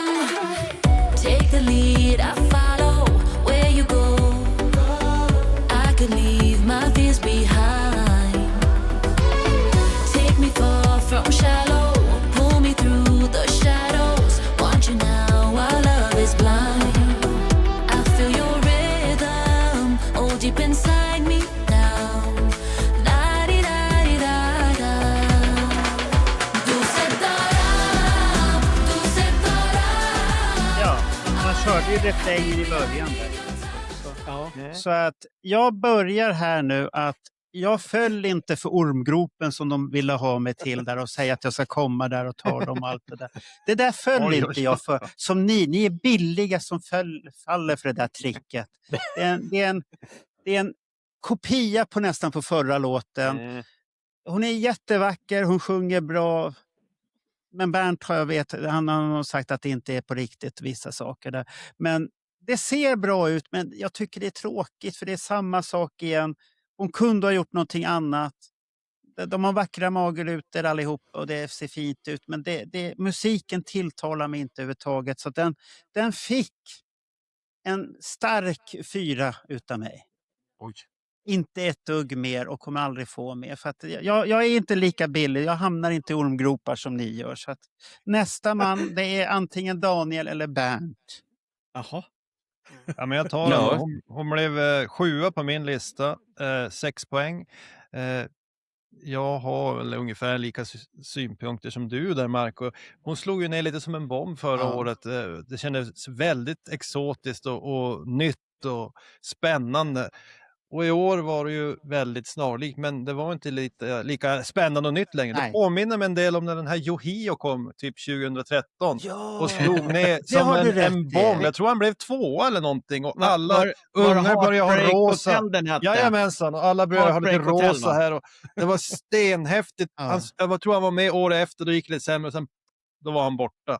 Så det påminner mig lite grann om det. Existerar han fortfarande? Det gör han nog säkert. Men det är inte, han får inte någon inbjudande till Mello längre. Och jag tror inte den här tjejen kommer att få så många fler erbjudande heller. För att det var för likt, inget nytt. Som du säger, ett bra nummer. Men man har ju redan sett det förra året. Så att man behöver inte se det igen. Och definitivt inte nästa år. Så att, sen tror jag... Det var lite nytt som jag glömde. De kastade ju sand. Ja, just det. Ja. Det får vi inte glömma. Det var cool eld. Ja, precis Roger. Jättehäftig eld. Men till exempel en av mina filmregissörer som är en favorit för mig, Quentin Tarantino, han hade älskat det här numret något oerhört. Vet ni varför? Nej. Han är ju en extrem fotfetischist. De är ju barfota och ålar runt där överallt. Och då tänker man ju själv, varför har ni inte skor på er flickor? Men han hade sett den här i slow motion gång på gång. Bra nummer, men redan gjort. Jag säger Yohio Part 2. Ja. Bernt? Jag blir alldeles tagen här. För det första, många gånger ser det på det här viset med mellolåtarna att när man lyssnar på dem i lurar och bara har låten, då kan man bli så jävla såld. Och introt på den här, när jag lyssnar på den i mina fantastiska lurar, så blir jag bara så här, fy fan vilket drag. ös på bara. Fy fan, nu jävlar, nu blir det åka av. Och så blir det inte det. Och då blir jag lite besviken. Och ibland då så kommer vi till refränger och sånt där och så bara känner ja, kör! Och så gör de inte det. Varför gör de inte det för? Och sen var det här med sanden. Och Steven vet vad jag snackar om nu. I Eurovision förra året så var det, jag tror att det var fransyskan som hade vad vi trodde var sand. Och så tänkte vi det, hur fan kan de sopa upp sanden? Ja, det var inte sand, det var kork. Men det såg ut som sand. Jag tror att det här också var kork. Ja, jag så mycket... att det var droger hon kastade eller något sånt där. Men det var nej. Okej. Men jag är så splittrad inför det här. För jag tycker jättemycket om henne. Och hennes utstrålning och sätt att vara på. Så därför fick hon 5 poäng utan mig. Ja, det var mycket ändå. Ja, vem vill ta över utav er 2 nu då? Steven eller Roger här nu?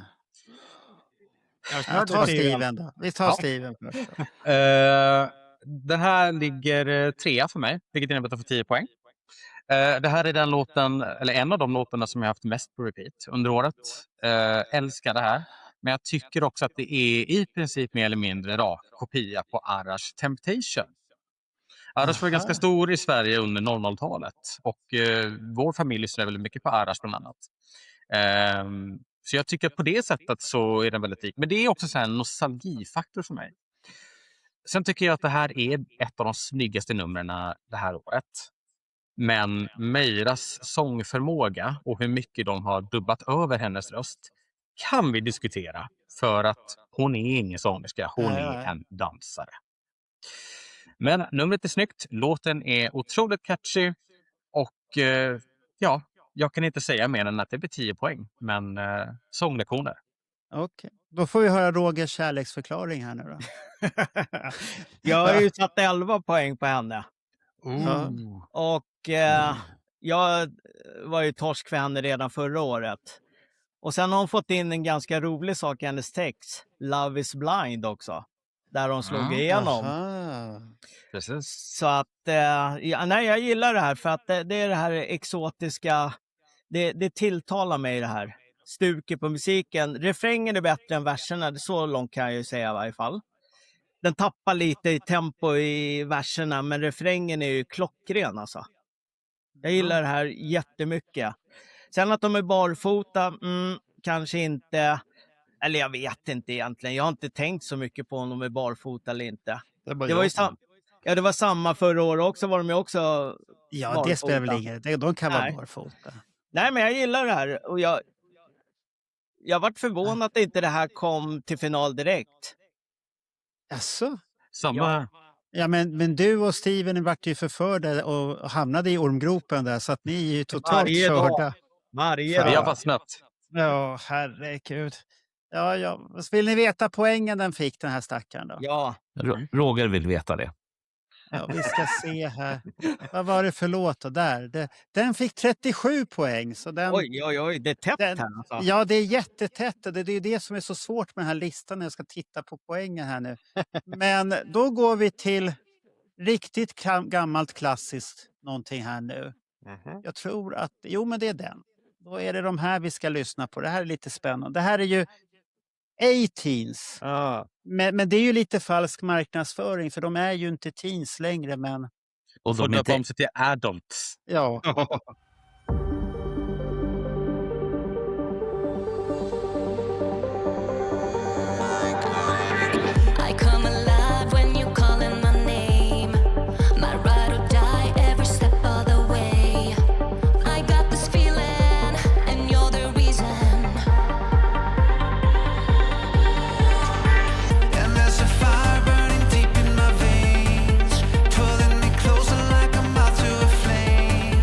It's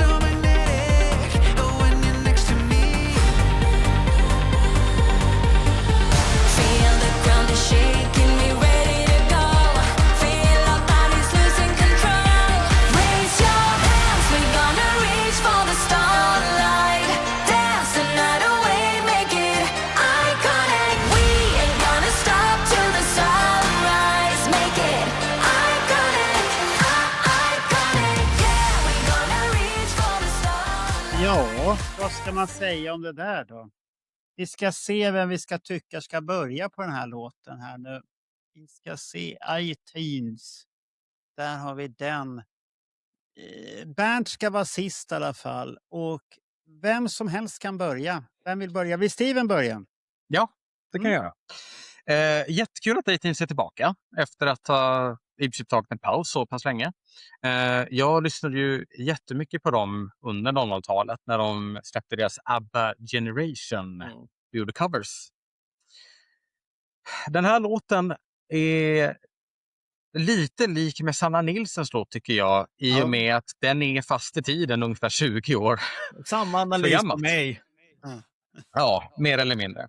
Men det är ett storslaget nummer, snyggt nummer. De är bra sångare och låten är ändå catchy. Så 7 poäng. Jag kan ta över där och säga så här att det här är väl en typisk A-Teens-vibe. Den går, det låter bra men säger ingenting. Och de är ju inte där för att vinna. Det måste ju vara ärliga för att de är inte med för att vinna. De är med för att de behöver press. De har ju återförenats och ska ut på turné. Så det här är ju bara press som de håller på med. Så att vad det blir för resultat att de kom till final, det skiter de i. För de vill bara ha tv-tid. De har aldrig tänkt på att vinna överhuvudtaget. Det är ungefär det de sa på presskonferensen. Eller när de varit intervjuade efteråt. De är jättenöjda, det är väl klart. Ja, såklart de är nöjda. För att de är ju gigantiska i Sydamerika och dit ska de ju turnera och den är ju bokad den turnén har jag förstått och utsåld rätt så bra. Så att jag vet inte om det här kommer få igång svenskarna och vilja bli sugna på A-Teens och lyssna. De kommer säkert sälja slut om de har Globen för att det är mycket nostalgifaktor och det kommer ju komma klassiska ABBA-hits i deras tolkning. Så att det blir ju bra för det går ju alltid att sjunga med ABBA. Deras egna låtar är ju så det finns väl någon, jag har för mig att det finns någon floor filler eller något sånt där. Ja, är det någon, jag tänker på det. Också. Ja, just det, som är någorlunda men den här är väl inte någon så här, den är väl ikonisk. Så det enda jag har riktigt syn på, deras scenshow var ju skittråkig. Varför skulle de vara inne i jävla lådor? Vad var vitsen med? Vem hade kommit på? Vi stoppar in er i era lådor. Men då hade de väl kunnat göra någon jävla Barbie-låda eller något sånt där. Så de smashar rutan och så kommer de ut ur förpackningen. Äldre och sånt. Nej, i slutet skulle de ha fyllts med rök och så puff var de borta. Ja, eller någonting. För att det var bara här, varför lådor? Jag förstod inte det där. Så att det var ingenting. Vad gav jag den för poäng egentligen? Jag gav den rätt så högt ändå har jag för mig. Vi ska se här. Jag gav den 7. Precis som Steven gav också en 7. Ja, men då kan jag ta vid då eftersom jag gav 8 poäng på den här för. Jag håller med om att det är lite som Sanna Nilsson att vi går bakåt i tiden. Det är väl 20 år sedan A-Teens hade någonting gemensamt förut, va? Är det inte lite drygt 20 år sedan? Är det så lätt? Ja, det är det nog. Du andas väldigt tungt och inte så nära mikrofonen. Varför inte? Därför att du andas väldigt tungt. Du är nästan som du är till det när vi pratar om A-Teens. Det är ingen ASMR-podd. Det kan finnas skäl till det. Håll det lite längre ifrån. Men jag tänker på det som du säger, stoppa in dem i lådor. Ja. Det blir ju väldigt stelt också. Det blir ju ingen rörelse. De står ju bara där och så är det lite lyse som blinkar i bakgrunden. Ja, de gör ju lite poser. Så här. Jo, men det blir lite begränsat när de står. Ja. Jag tror att de hade gjort sig bättre av att för de är ju energiknippen annars på scen. Så att det där... Men varför jag gav dem 8 poäng, det var för att de andra låtarna var så jävla dåliga så jag kunde inte liksom... Nej, säg som det, du gillade tjejerna. Nej. Jo då. Nej, de är för gamla. Nej, hon är 1 år äldre än Sanna Nilsson, den blonda i A-Teens. Hon är 42. Ja, 1 år äldre? 1 år äldre, 42 år, det skulle man inte tro. Nej, verkligen inte. Nej, det är en chock när man ser det. Nej, men det är som du säger, det här, det är reklamen liksom. Det är det de är med för. Det är inte för... Hade de vunnit så hade de inte gnällt över det, men det var inte det som var målet, utan det kändes lite som att det var ett PR-trick för att de skulle få reklamen. Och jag tycker det ligger dem lite i fatet, för det känns nästan för proffsigt om det kan göra det. Alltså det är lite grann som att titta på en rysk militärparad när de uppträder. Allt är planerat i minsta detalj. Och det är ju snyggt och fint och det går inte att göra bättre. Men någonstans saknas den här rätta glöden. Och sen gillar jag det här konceptet med 2 tjejer och 2 killar som funkar tidigare med Ace of Base och ABBA. Och det funkar ju bra. Tyvärr är det ju 2 av dem som är väldigt karismatiska och 2 som jag upplever är ganska... de ska kunna vara utan dem. De ska kunna vara de här 2 som står i mitten. Den ljushåriga tjejen och han som heter typ som Danny och ser ut som Danny. De 2. Och så skulle de kunna göra Duon Fame part 2. De var ju framgångsrika någon gång där. De andra 2 känns lite... överflödiga. Och de måste ha hållit på länge, för jag kommer ihåg att när jag gjorde min första lärarpraktik, det här var ju någon gång kring 2000, då gjorde vi som en variant på A-Teens med eleverna. Då hade jag ett uppträdande med mellanstadieelever som jag lärde 2 låtar med Elvis. Och så hette vi Elvis Teens. Och så klädde vi ut en av killarna i en klassisk Elvis-kostym och stora polisonger. Så körde vi kunde bara 2 låtar och sen ville de att vi skulle köra extra nummer. Så då fick vi köra dem en gång till, de där 2 låtarna. Ja, så att de måste ha hållit på länge, och de är ju inne i den här svängen som också Kiss hamnar i, va? Reunion-svängen. När de här som tittar på Kiss helt plötsligt har mycket pengar och möjlighet att gå på konserter. Så jag tror att de kommer att få en väldigt trevlig turné med många som får en nostalgitripp. Och de är ju fortfarande jättebra som artister. Rör sig bra, ser coola ut på scen, och vad jag kan bedöma, jag har sett några liveklipp med dem. De måste ha spelat lite live redan, för att det låter ju bra live. Ja. Och jag tycker den här killen är väldigt charmig på scenen, den här Danny eller vad han heter. Och hon, den ljushåriga tjejen, är ju jättebra också. Så de är ju Särneholt. Ja, de är jättebra. Men en rysk militärparad kände jag att det var lite grann. Jag tycker numret var coolt, att de jobbar på höjden. Va? Lite grann som Peter Criss trumset som går upp i Kiss. Att du får liksom jobba lite olika nivåer på scen. Det är snyggt och ger liksom ett tufft intryck. Men jag hade hellre sett... Det är inte kul på första bänkrad. Man får så jävla ont i nacken. Det är bara för att du är gammal, Roger. Nej, men jag hade hellre sett de här som Duon Fame. För att 2 av dem är jätteduktiga och 2 är synnerligen bleka. Men de måste ju vara 4. Det är ju som ABBA. Det är väl så. Det är väl så. Bernt, men bra låt. Nu kommer Bernt med sin kärleksförklaring till den här. Då. Ja, en del av såg att jag sprang iväg för jag ville hämta min otroliga kollektion av A-Teens och ABBA-Teens singlar, för de jävlar vad de har du köpt dem? Det här var ju tiden man laddade ner, Bernt. Jag har inte köpt en enda A-Teens grej, jag har bara laddat ner. Aldrig köpt det. Jag hittade dem inte nu. Bara för alltså du hittar Har du sålt dem i smyg? Ja, då har du sålt dem. Jag kan varken bekräfta eller dementera det. Men om vi nu ska rikta in oss på det här. För det första, och nu kommer vi till gnället. Vem fan fick för sig att de skulle stoppas in i lådor? Det måste vara samma sadistjävel som stoppade in Martinus och Marcus i också en stor jävla låda. Ja, det var ju det, men det var det snyggt. Men där var det snyggt. Nej, det var det inte alls. Det såg snyggt ut, i alla fall på tv. Jag kan inte tänka mig hur det såg ut på scen. Precis. Det var inte kul att vara i publiken i Eurovision, för man såg en vägg i 2 minuter. Ja, uff, vad tråkigt. Och jag har vissa synpunkter på när man går på Melodifestivalen. För det första, bränn upp alla ungjävlas skyltar. Sluta och dela ut ballonger som man får blåsa upp själv. Tänk er det, 23 000 pers i den här arenan igår fick blåsa upp sina ballonger själv. Det är bra. Och de fick betala 1500 spänn minst för en biljett. Och så såg de i alla fall ingenting därför att det var en massa skyltar. Men om det nu ändå var så att du satt på en plats där det inte fanns skyltar, då såg det inte ett skit under A-Teens. Vilket i sin tur gjorde att då sitter du liksom och zoomar ut där. Och så bara tänker du, hur fan kom de upp på taket? Har de klättrat? Fanns det en hiss? Jag har fortfarande inte löst det här problemet. Men nu är det som så här att det här är genialiskt gjort.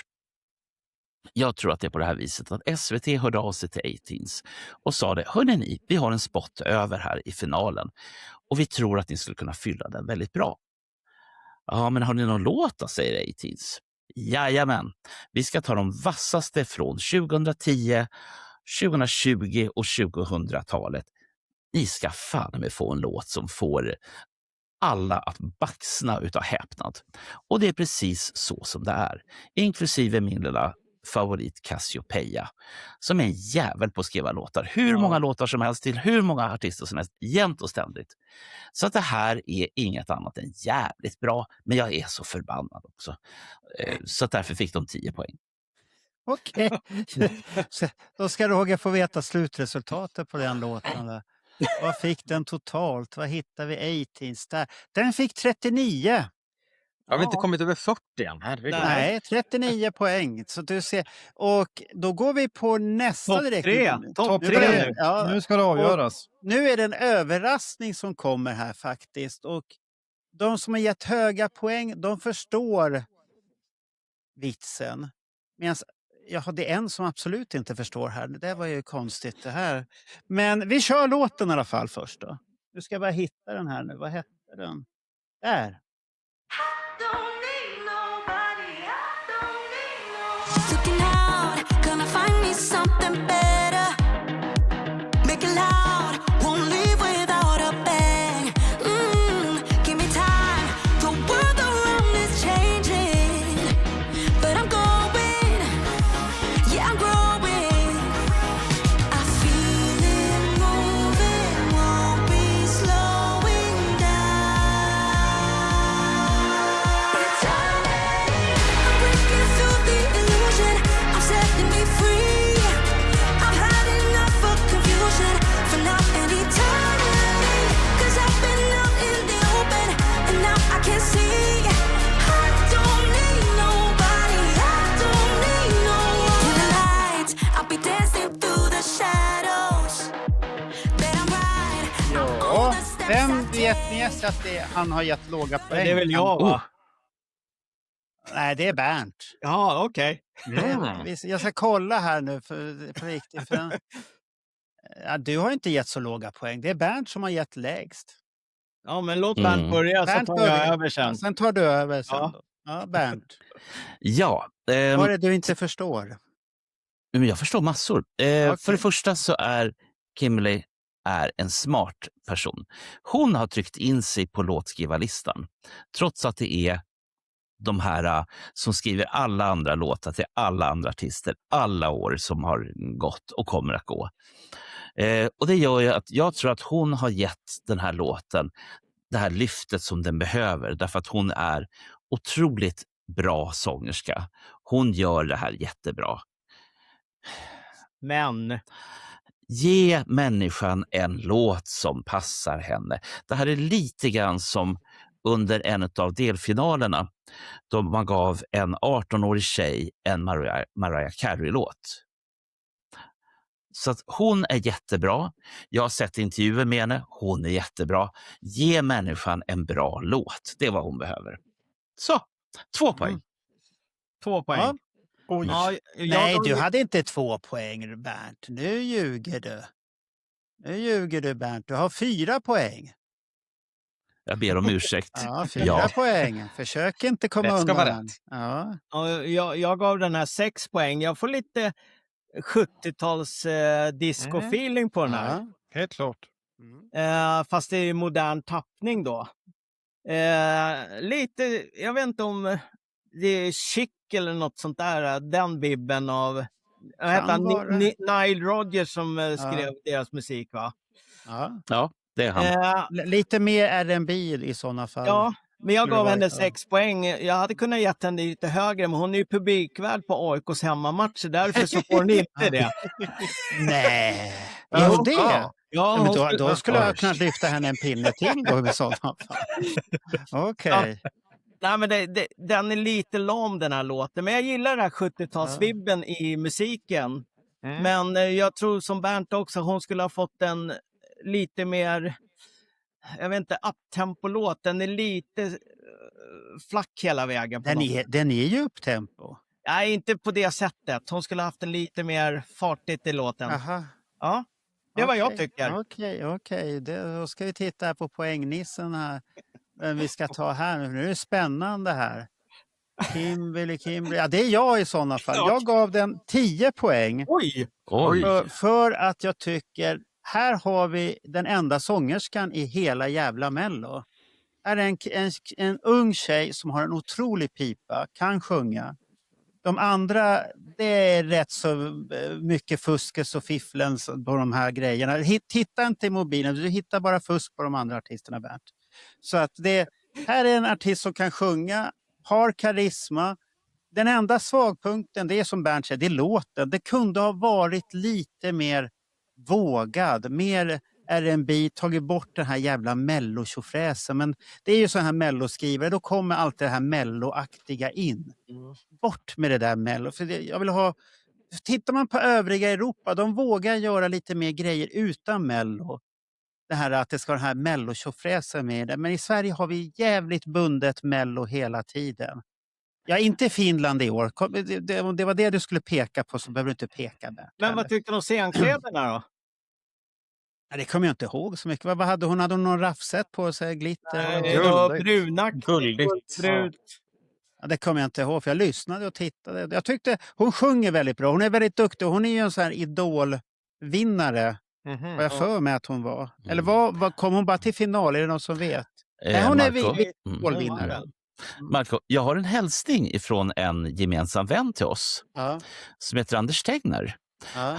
Han har ju en förmåga att skära sönder varenda mellolåt överhuvudtaget. I år så höjde han faktiskt 3 låtar eller 3 artister till skyarna. Det här är en av dem. Jag förstår för att hon kan sjunga. Det är det. Så att det är därför jag gav 10 poäng då. Så vem vill ta över utav Steven och Daniel där? Jag kan ta den. Jag tycker att, precis som du var inne på, det här kändes som en riktig artist. Duktig sångerska, rörde sig bra till musiken. De kändes som en bra grupp, de där 3. Det påminner mig en del om det här bandet som vann, jag vet inte när det var, men som hette Afrodite hette de, va? Med Kai och några stycken där. Som jag tyckte var en bra låt då. Och det är lite samma vibe som Roger var inne på. Det är det här disco, dans, ut på klubb. Och jag tror att jag gillar det. För den här låten, jag börjar stampa takten direkt, kommer jag ihåg. Och det brukar vara tecknet på att det är en bra rytm, en dansant låt. Så jag tycker det här var faktiskt en av de absolut bästa låtarna. Jag ser fram emot att se mer från den här tjejen. Jag hoppas hon får en inbjudan nästa år. 11 poäng gav den. Den var 2 på min lista. Ja, det var högt. Ja, och då fortsätter jag vidare där och skriver under typ allting du sa. Jag älskar ju disco och pop. Det är ju det jag brinner för. Och det här tycker jag påminner väldigt mycket om Agnes Here Comes the Night. Ja, alldeles rätt. Också älskar. Det är väldigt mycket Agnes över den här låten. Kimberly, fantastisk sångerska. Jag ser jättegärna att hon kommer tillbaka nästa år med en ännu bättre låt. Men det här är också en av mina mest spelade låtar i år. Och den får 11 poäng för mig. Men när du ändå nämnde Agnes, det är också en idolvinnare som har en otrolig röst. Precis. Otrolig när får vi se röst. henne i Mello igen? Jag tror aldrig. Hon har fullt upp med sin karriär. Hon är för bra för Mello nu för tiden, tror jag. Hennes man också. Ja, så att det är då hon, för att det där, de är påminner, för de har liknande röster och sjunger väldigt bra båda två också. Så att det är riktigt häftigt. Så att den kom högt, den här. Och nu vill Roger veta hur mycket poäng fick den här. Ja, den måste över 40 i varje fall. Ja, Kimberly, 42 poäng. Där tog vi oss över 40. Vad blev hon i riktiga Mellon då? Då sexa, tror jag. Sexa. Folk förstod inte, för det var mycket det här att man tar effekter och grejer och röstar på sånt här. Och sånt här. Så att den här nästa då som kommer på den ärade andra platsen, den slog bara Kimberly med 1 poäng. Ja, då har den fått 43 då, med andra ord. Ja, och titta, det var Roger snabb att gå in och göra det. Så att då spelar vi den låten så att ni vet vilken låt det är.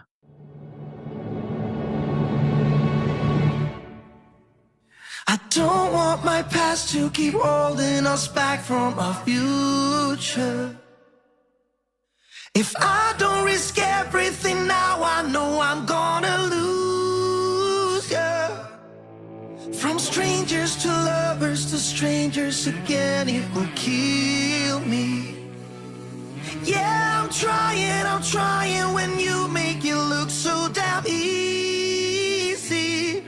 A part of me knows how it all falls. I'm damned if I don't. I wanna have all of you. I don't know what to do.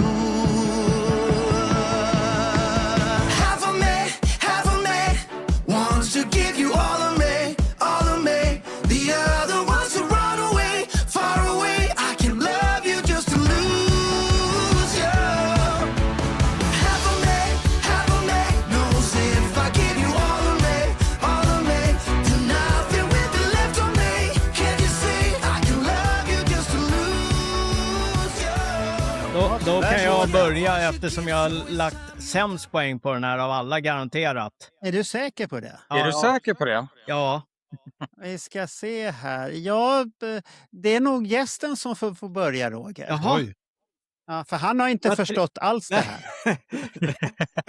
Jag fick lite den känslan. Jag kan säga så här. När jag fick frågan av Bernt om att hade du velat vara med gäst på Let Me Know?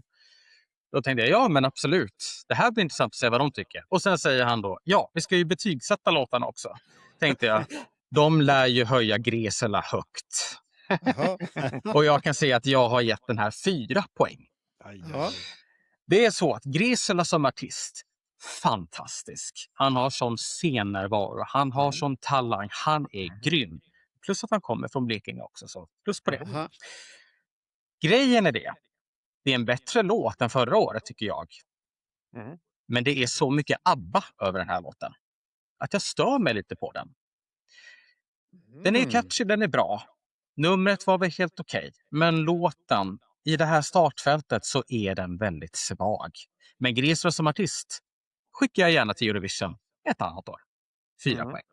Ja, då kan jag ta vid då, eftersom jag satte 5 poäng. Jag hade samma tanke där med att det var ABBA, men jag fick en Queen-vibb av det här också. Oh, ja. Det också. Ja, och sen påminner det mycket om The Ark faktiskt. Ja, precis. Ja. Men Ark är ju gräver i den gropen, Queen och... Ja, men Bowie och sånt där. jag får lite Ark-vibbar på det här.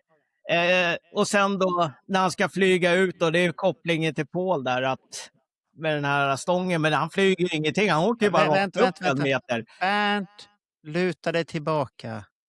Så tack. Ja, det är lugnt Bernt. Du behöver inte bli alldeles till det varenda gång det är någonting. Ja, men, ja Roger, fortsätt. ja, men han har ju exakt samma sak som Paul har, den här stolpen med ringen. Ja.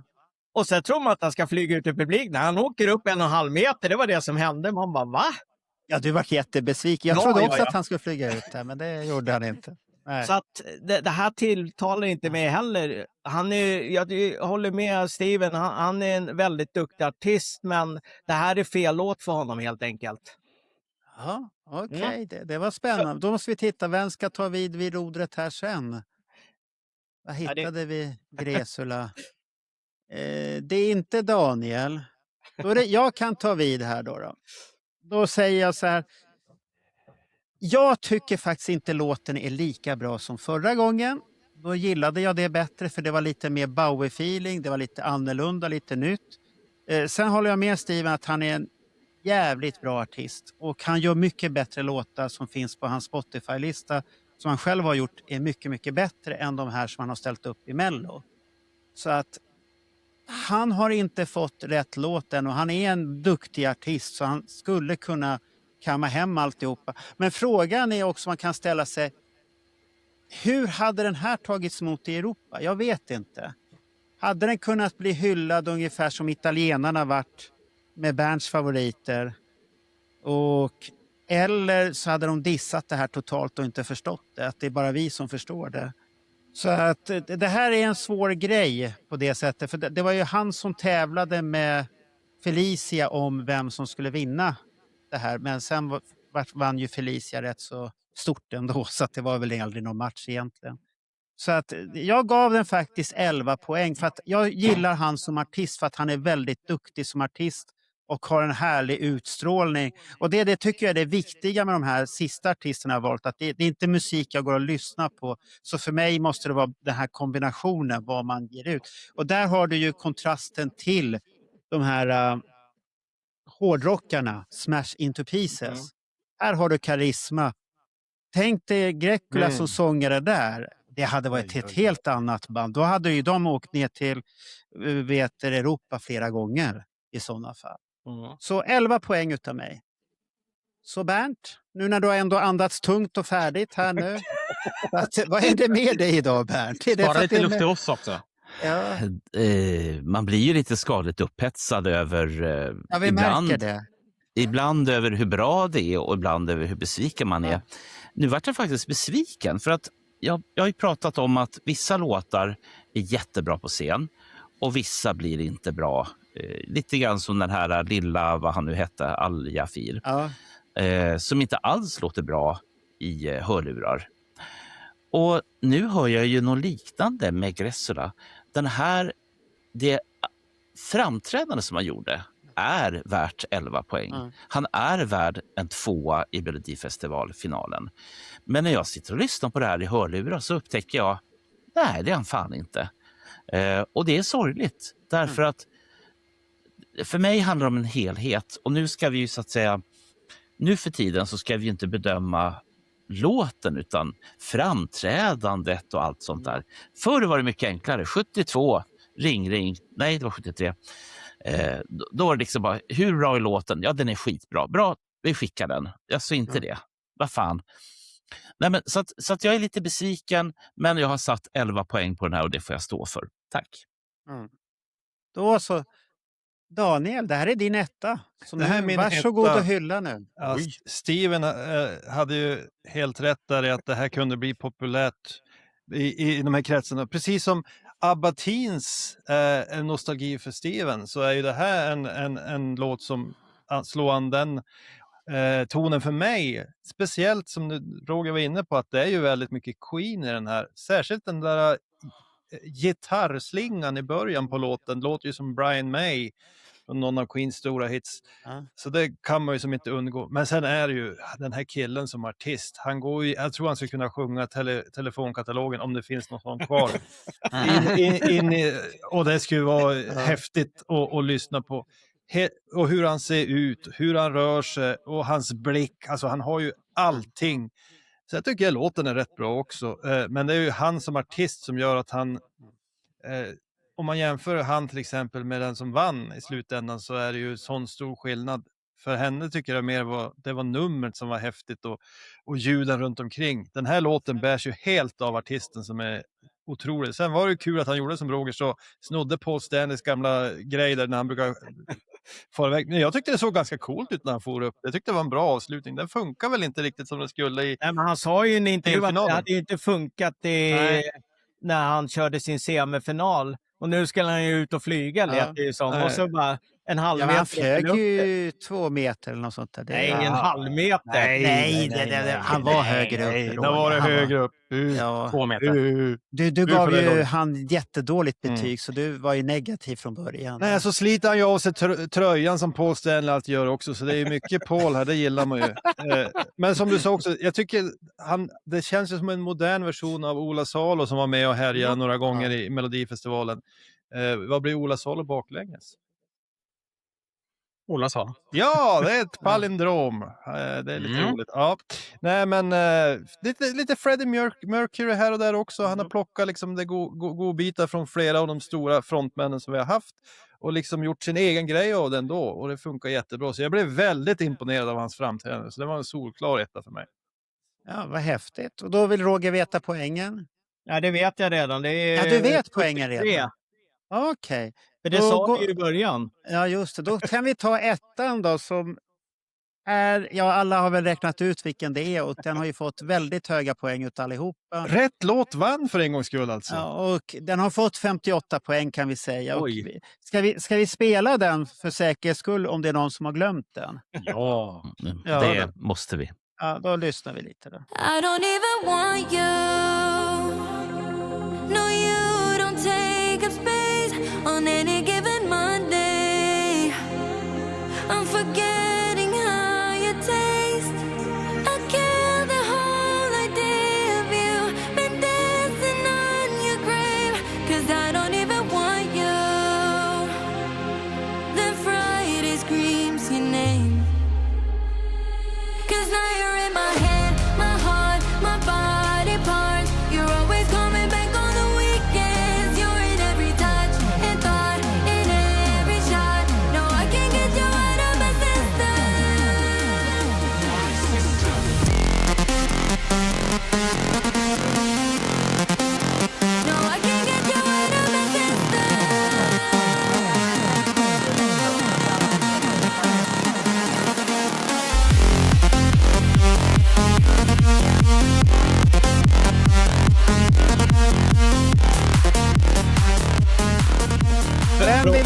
göra hyllning? Eller ska vi börja med Daniel som inte förstod det riktigt? Det där. Ja, men han hade ju den som tvåa.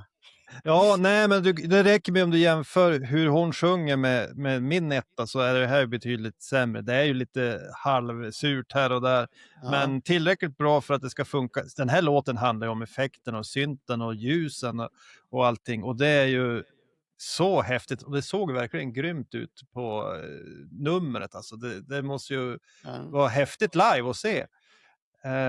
Sen blir det lite spännande att se hur alla intervjuer kommer att gå med den här tjejen, för att hon gör ett ganska svagt intryck mellan låtarna. Det blir mycket svordomar hit och svordomar dit. Nu låter man ju som en gammal farbror här, men jag såg någon intervju där i någon deltävling. Hon verkar ju ganska grund i sina kunskaper, så jag hoppas att hon kan hitta en coach som kan coacha henne genom alla intervjuer som hon nu kommer att behöva göra, så att men hon kanske ska vara lite edgy, det är väl det kanske, och då funkar det alltid att svära lite och sådär. Så att som artist, jag vet inte, Gräsula är ju 10 gånger bättre för mig, men som låt är det här ju jättebra, och som nummer är det svårt att göra bättre, tycker jag. Hon behöver egentligen inte göra så mycket själv, utan det är så mycket runt omkring, så att det blir en häftig helhet. Sen har hon ju lite häftiga kläder på sig, och så kör ju det klassiska Kiss-tricket. Inte visa ansiktet. Äldsta tricket i boken, men det verkar ju fortfarande folk bli intresserade av. Det är ju otroligt. Så att, nej, men en värdig vinnare tycker jag, och lycka till i den stora finalen. Ja, då tar vi Bernt då som Nej, jag vill Nej, du är sist, Roger. Ja, det är Bernt den här gången. Han frustar ju som en tjur här nästan. Han är alldeles till så här nu. Vad är det med dig idag, Bernt? Är du täppt eller vad är det? Är det bara till dig? Det vet man inte.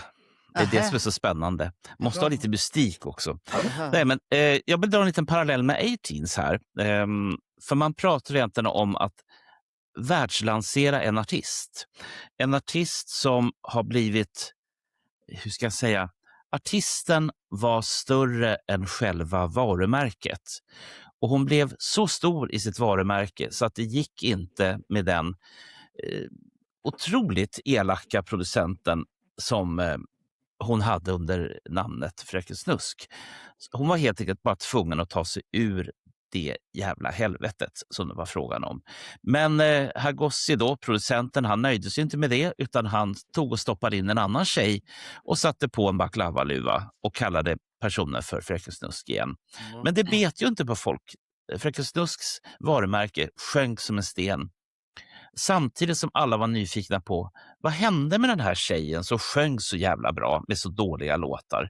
Ja, hon dök upp under namnet F och sen under Felicia och marknadsförde sig själv på Instagram. Genialiskt, helt jävla genialiskt. Och sen när hon väl dyker upp i intervjuer så har hon inte gett ett efternamn. Hon har inte heller gett ett ansikte, utan man får gissa vem det är. Genialiskt, jag får säga det själv. Det som jag är mest nyfiken på just nu, det är om hon kommer hålla under 2 veckor i Österrike. Kommer hon att kunna hela tiden vara sminkad eller maskerad under den här tiden? Jag är jättenyfiken på det. Tillbaka till låten. För det första så är det 80-talssyntar. Älskar de här tunga 80-talssyntarna. Och har man riktigt bra hörlurar på sig, jävla var det brölar. Vad var det de kostade? Var det 10 000? Ja, det kan ha kostat det. Ja, okay. Det är en grej vi kör med, Bernt. För att han ska alltid ha dyra lurar. Och höra bra. Fast Marco hävdar att jag inte hör någonting. Nej, så vad för ska du då har börjat höra dåligt, för det har jag märkt i butiken. Vad är det du säger, Marco? Han hörde inte vad du sa det igen. Nej. Och sen så är klädseln fenomenal. Snygg. Jaha, du gillar sånt där? Okej. Jag gillar klädseln. Jag gillar artisten. Ja, det behöver inte vara spandex, för att citera en kamrat i podden. Sen är det som så här att hon... Jag tror också att hon hör lite dåligt, för att i en av intervjuerna så pratade man om däggdjur, men hon hörde äggdjur. Och det är klart att krokodiler är ju äggdjur. Det är inte dräggdjur. Men så att jag tycker att det här är en jävligt duktig vinnare som kommer gå långt i Eurovision. Jag har sett de flesta låtarna, hört dem på samma sätt som Steven och kanske ni andra också. Så att jävlar vad det blir. Är inte Bulgarien i samma genre som det här? Vi ska diskutera det här sen, chanserna ut i Europa för vinnaren sen. Vi kommer till den punkten. Så jag är nog ganska nöjd med att sätta 12 poäng på Duspois. Okay. Då tar vi Steven då, som är också lika hyllande här nu då. Är det lack och läder där också eller? Ja, det kan funka det med. Vad billiga vi är. Alltså. Hur kortar ner det här så inte jag sitter och pratar om det här i 25 minuter? Det är frågan då. Jag tycker att det här är det absolut bästa som Melodifestivalen har att leverera i år. Felicia som artist är ändå väldigt rutinerad. Hon kan sjunga, hon kan leverera. Nu hörde inte jag riktigt hur hon lät för att det är halvtaskigt ljud på den här tvn. Men när jag hörde hemma i det tävling 2, då lät det skitbra. Jävligt snyggt nummer. Jag älskar ju lasrar. Och det är maxat på scenen med dansare. Det är så snyggt. Låten, produktionen har sån hög kvalitet att jag tuppar av varenda gång jag hör den. Den är så jäkla bra. Jag bara försvinner helt och hållet på ett bra sätt. Det här är utan tvekan min 12-poängare. Och fy fan vad jag är glad att jag skickar det här. Det skulle bli så kul att se det på Eurovision-scenen. Okej, då ska jag säga... Ja, vad ska jag säga om Felicia? Hon är ju fröken Snusk. Jag har ingen... Det här med rida dalhäst, det var inte min grej. Jag kommer inte prova det heller. Jag tror inte det var någons grej. Nej, så att sen hon har haft andra så här epa-hits. Det här kommer säkert också bli en epa-hits i vad hette det där jäkla Dalhalla, den här byn vi var där i? Rättvik, där de åkte med sina jävla epa-bilar. Och vi har en kisskoppling. Hon uppträdde ju samma kväll som Gene Simmons spelade i Dalhalla. Och sen var det ett helvete att komma igenom staden tack vare det. Och denna musik. Usch Rättvik att ni gör sådär. Nej, men vi åkte väl inte genom stan? Eller jo, det gjorde vi. För att hon åkte fel. Så att vi åkte genom stan. Men låten, när jag såg den så förstod jag nästan att då tänkte jag Roger har rätt. Den här kommer vinna. För den är snygg show. Hon har häftig klädsel. Hon är en artist som kan ta scen. Sen kan man ju säga som Daniel att hon kanske är lite tafatt i det där. Men titta på programmet Huset som SVT hade där hon var med. Där man låste in personer i ett hus. Så är hon en väldigt ödmjuk och snäll person. Så att de flesta som var där i huset. Och då gick hon med den här huvan på sig hela tiden. Hon nu orkade, det här jag inte riktigt. Men hon gick där och de flesta tyckte väldigt mycket om henne och hon vann för att hon är en väldigt ödmjuk människa och omtänksam. Så att det var väldigt trevligt att se jämfört med andra kändisar som var med som ville verkligen för sitt ego vinna den där. Vi nämner inte, men det är Bingo Rimérs fru. Vi nämner inte namnet, men det så är det. Ja, så att jag hoppas att européerna förstår det här.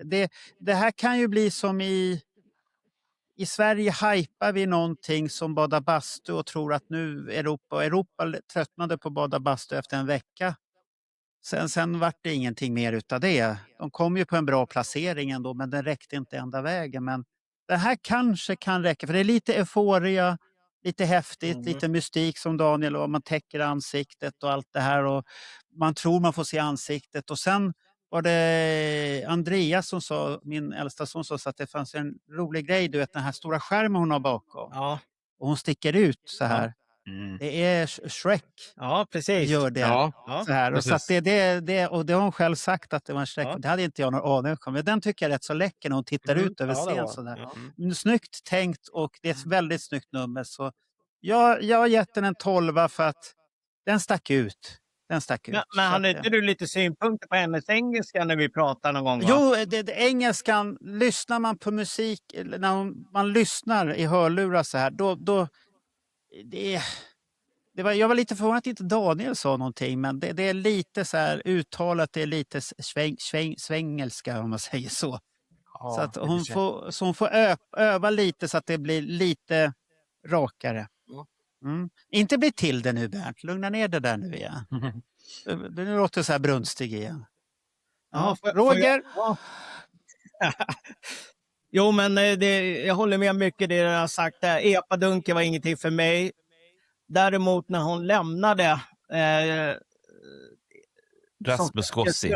Precis. När hon var efter till att börja med så släppte hon ju första singeln där, Black Widow, som jag gillar väldigt mycket. Men hennes problem som hon har är att låtarna är för korta. De är ju bara typ 2,5 minut långa. Det här är ju den längsta hon har gjort hittills. Men om man tittar ändå så Spotify så har ju den absolut mest streamningar av alla låtarna. Det är drygt 7 miljoner bara på några veckor. Det är galet mycket. Ja. För en mellolåt också. Ja. Ja, för en mellolåt. Ja, och sen ska jag ta upp det här också. Jag tittar på mycket reaktionsvideos från Europa på den här låten. Och de flesta säger att hennes mask förstör mycket för de får ingen känsla av hur hon känner inför låten. Nej. Om hon ska ha en chans att vinna det här så måste hon rycka masken. Det blir du vill ju att hon ska rycka masken också. Nej, det får hon bestämma själv. Men om hon ska komma fram som artist på Mello så måste hon rycka masken för att man ser inte hennes känslor inför låten. Det är liksom det jag har satt ihop. Hon går inte igenom kameran, menar du? Nej, det är många så här, varför har hon mask på sig? Man får ingen känsla av det hon sjunger. Man får inte den här känslan av att hon sitter i låten. Så hon skulle vinna på att rycka masken. Tyvärr ryker då Shrek-funktionen, så jag vet inte hur de ska lösa det. Men det sa de ju om Kiss också, att ta bort sminket. Ja, och sen är det ju också att den här låten är mycket, mycket bättre live än vad den är i studioversion. För det är helheten här. Lasen är ju klockren. Och jag tror faktiskt att Mello för första gången är redo för EDM-musik också. Electronic Dance Music. Det här har försökts förut att dissat. Jag tror att de är redo för det här nu. Så att ryck om masken och gör ett jäkligt bra framträdande så har de stora chanser.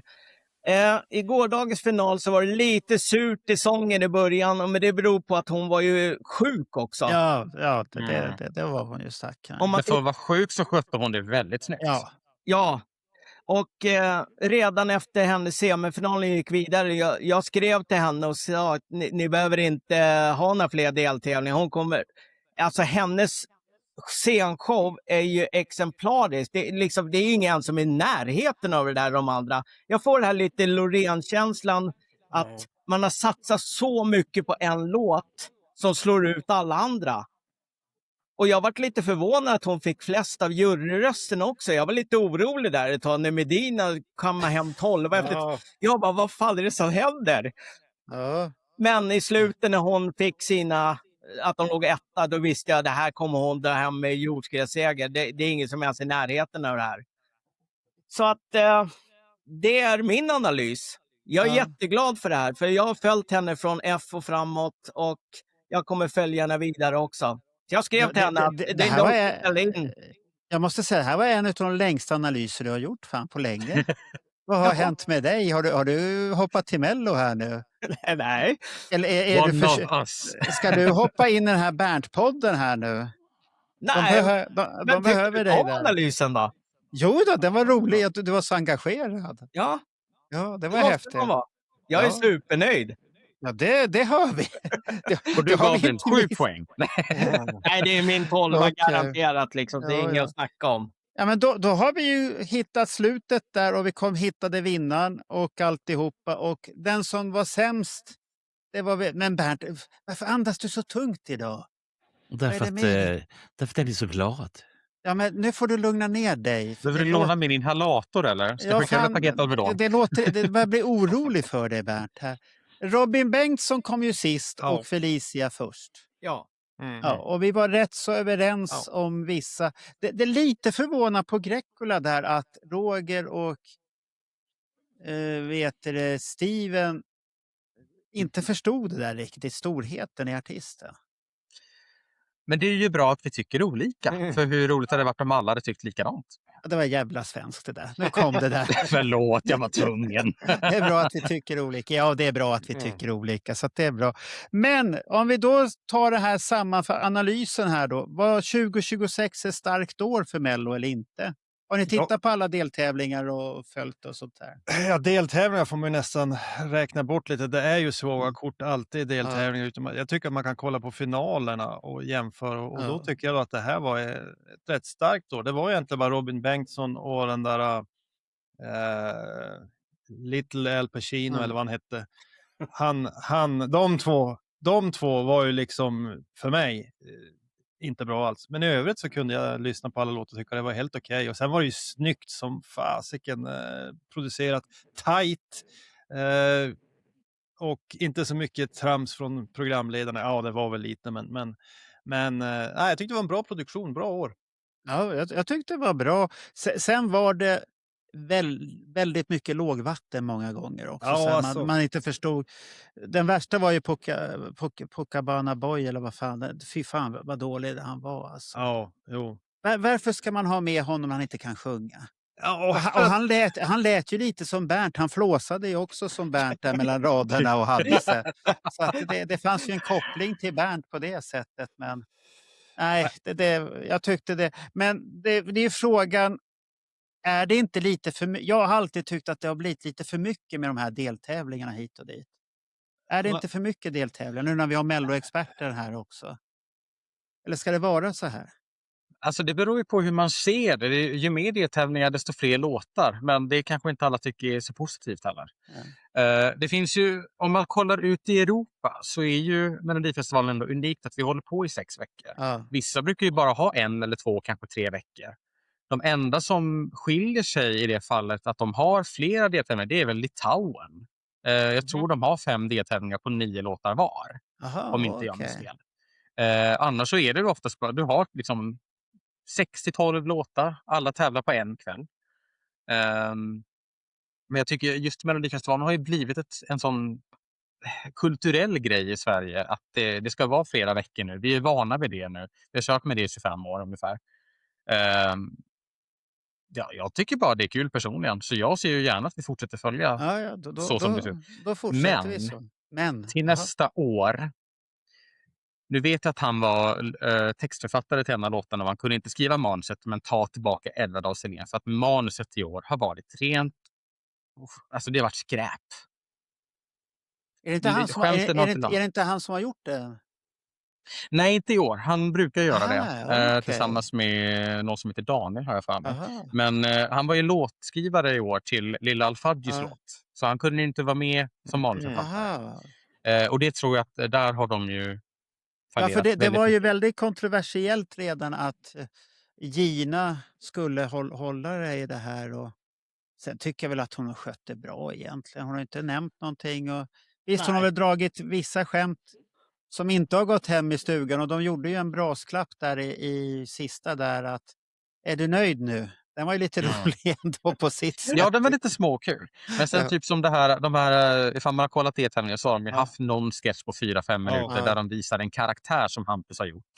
Och det har ingen tyckt har varit kul överhuvudtaget. Nej, för hans karaktärer är lite speciella. Det är inte alltid man tar tag i dem och gillar. Och det är som Therese i kassan. Den har väl förstått alla den här dryga. Men annars, vissa av de andra karaktärerna, de är lite konstiga.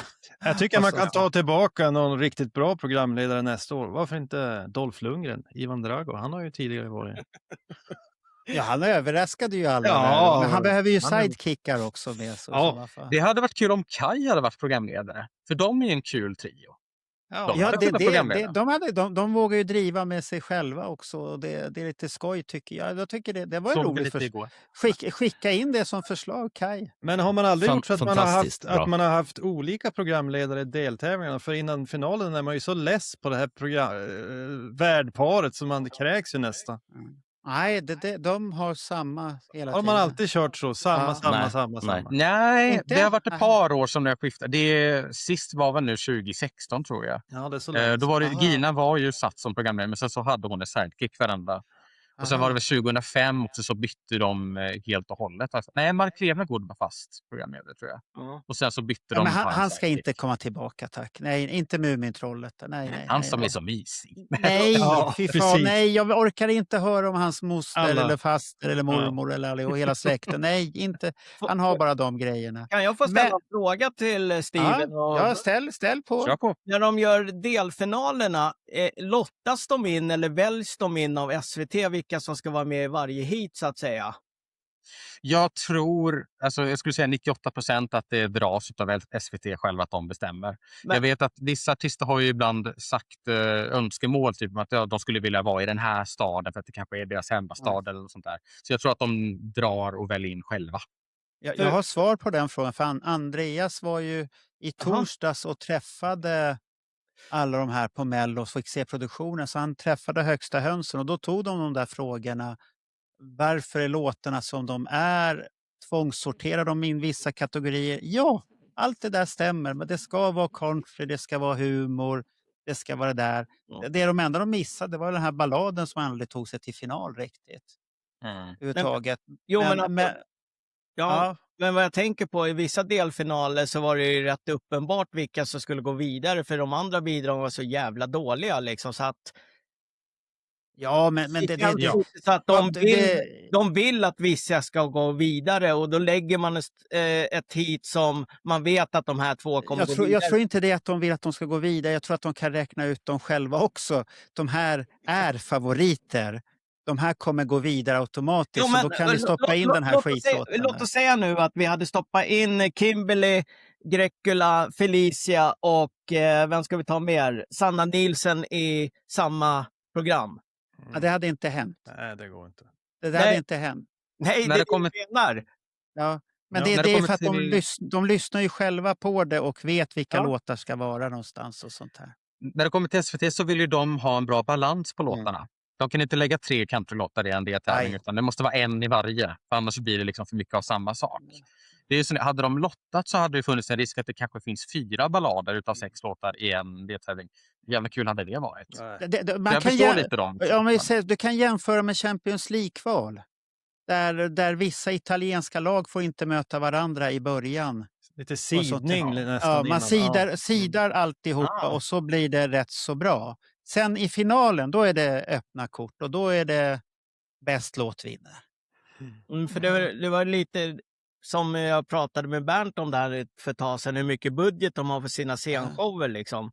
Vad var det du sa? Var det 300 000 per bidrag eller var det något sånt? Ja, det var någonting de får en budget. Men det mesta är ju skivbolagen själva som ska... Du är mutad Bernt, bara så du vet. Ja. Men jag tänker som Felicias, hennes scenshow kostar ju mer än 300 000. Det kan jag nästan garantera att den gör. Garanterat.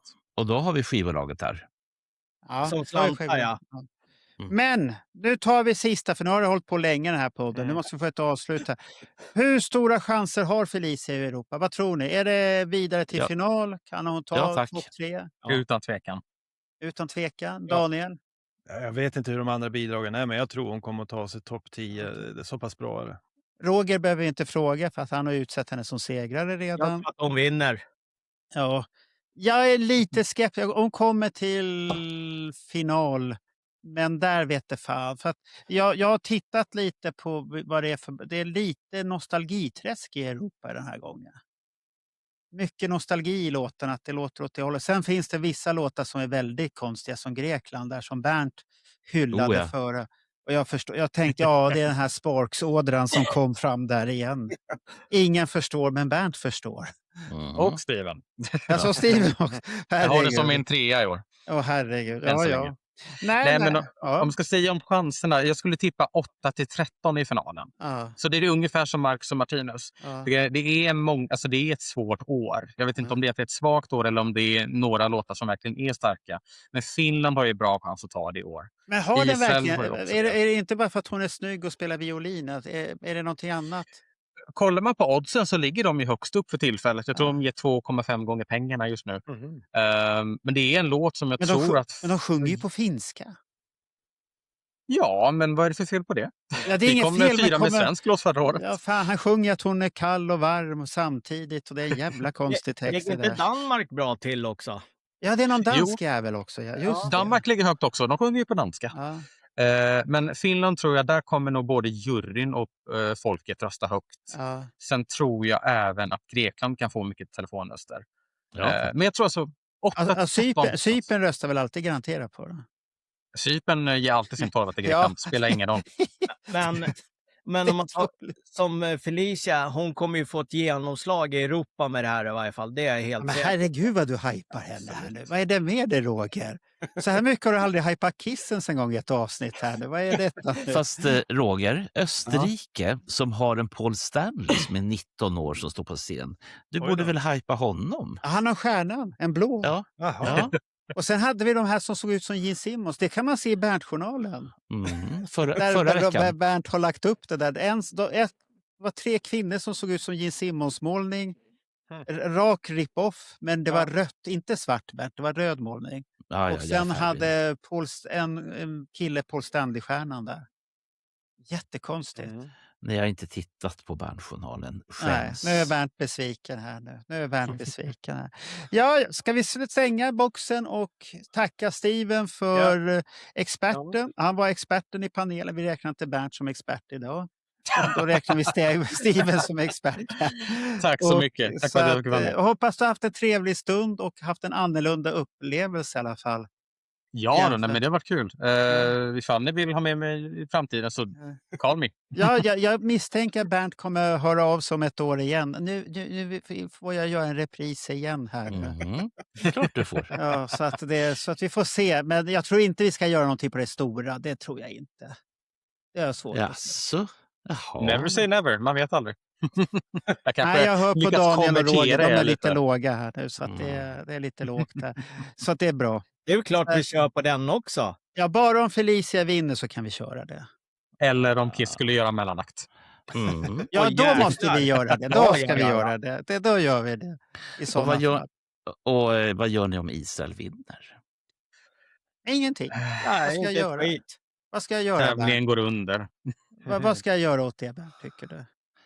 Jag vet inte. Har du bra kontakter? Nej, men vad ska jag göra, Bernt? Om Israel vinner, vad ska jag göra åt det? Ja, antingen så får du vara glad eller besviken. Det finns inget däremellan. Är Turkiet med? Nej. Har de bojkottat tack vare att Israel är med? Nej. Är det inte de som sa att de tyckte att tävlingen var för homosexuell? Eller något sånt där? Det är de. Det var det jag tänkte nämna. Om Turkiet vinner, vad ska vi bojkotta dem då? Det är ju en diktatur och det också, Bernt. Ja, men de har ju redan bojkottat sig själva. För vi hur ska du göra med Azerbaijan om de vinner? Ja, det har de gjort en gång. Hur tolkar... Det där är en jättesvår fråga. Det är inte svart och vitt, Bernt, som du vill att det ska vara. Då gör vi så att vi svarar på frågan ifall den uppstår. Nej, det gör vi inte här inte. Nej. Vi har en privat dialog. Det här är en Kiss-podd, glöm inte det, Bernt. Tack så mycket och ha det vidare. Och rösta inte som Bernt. Hej, hej. Hej då.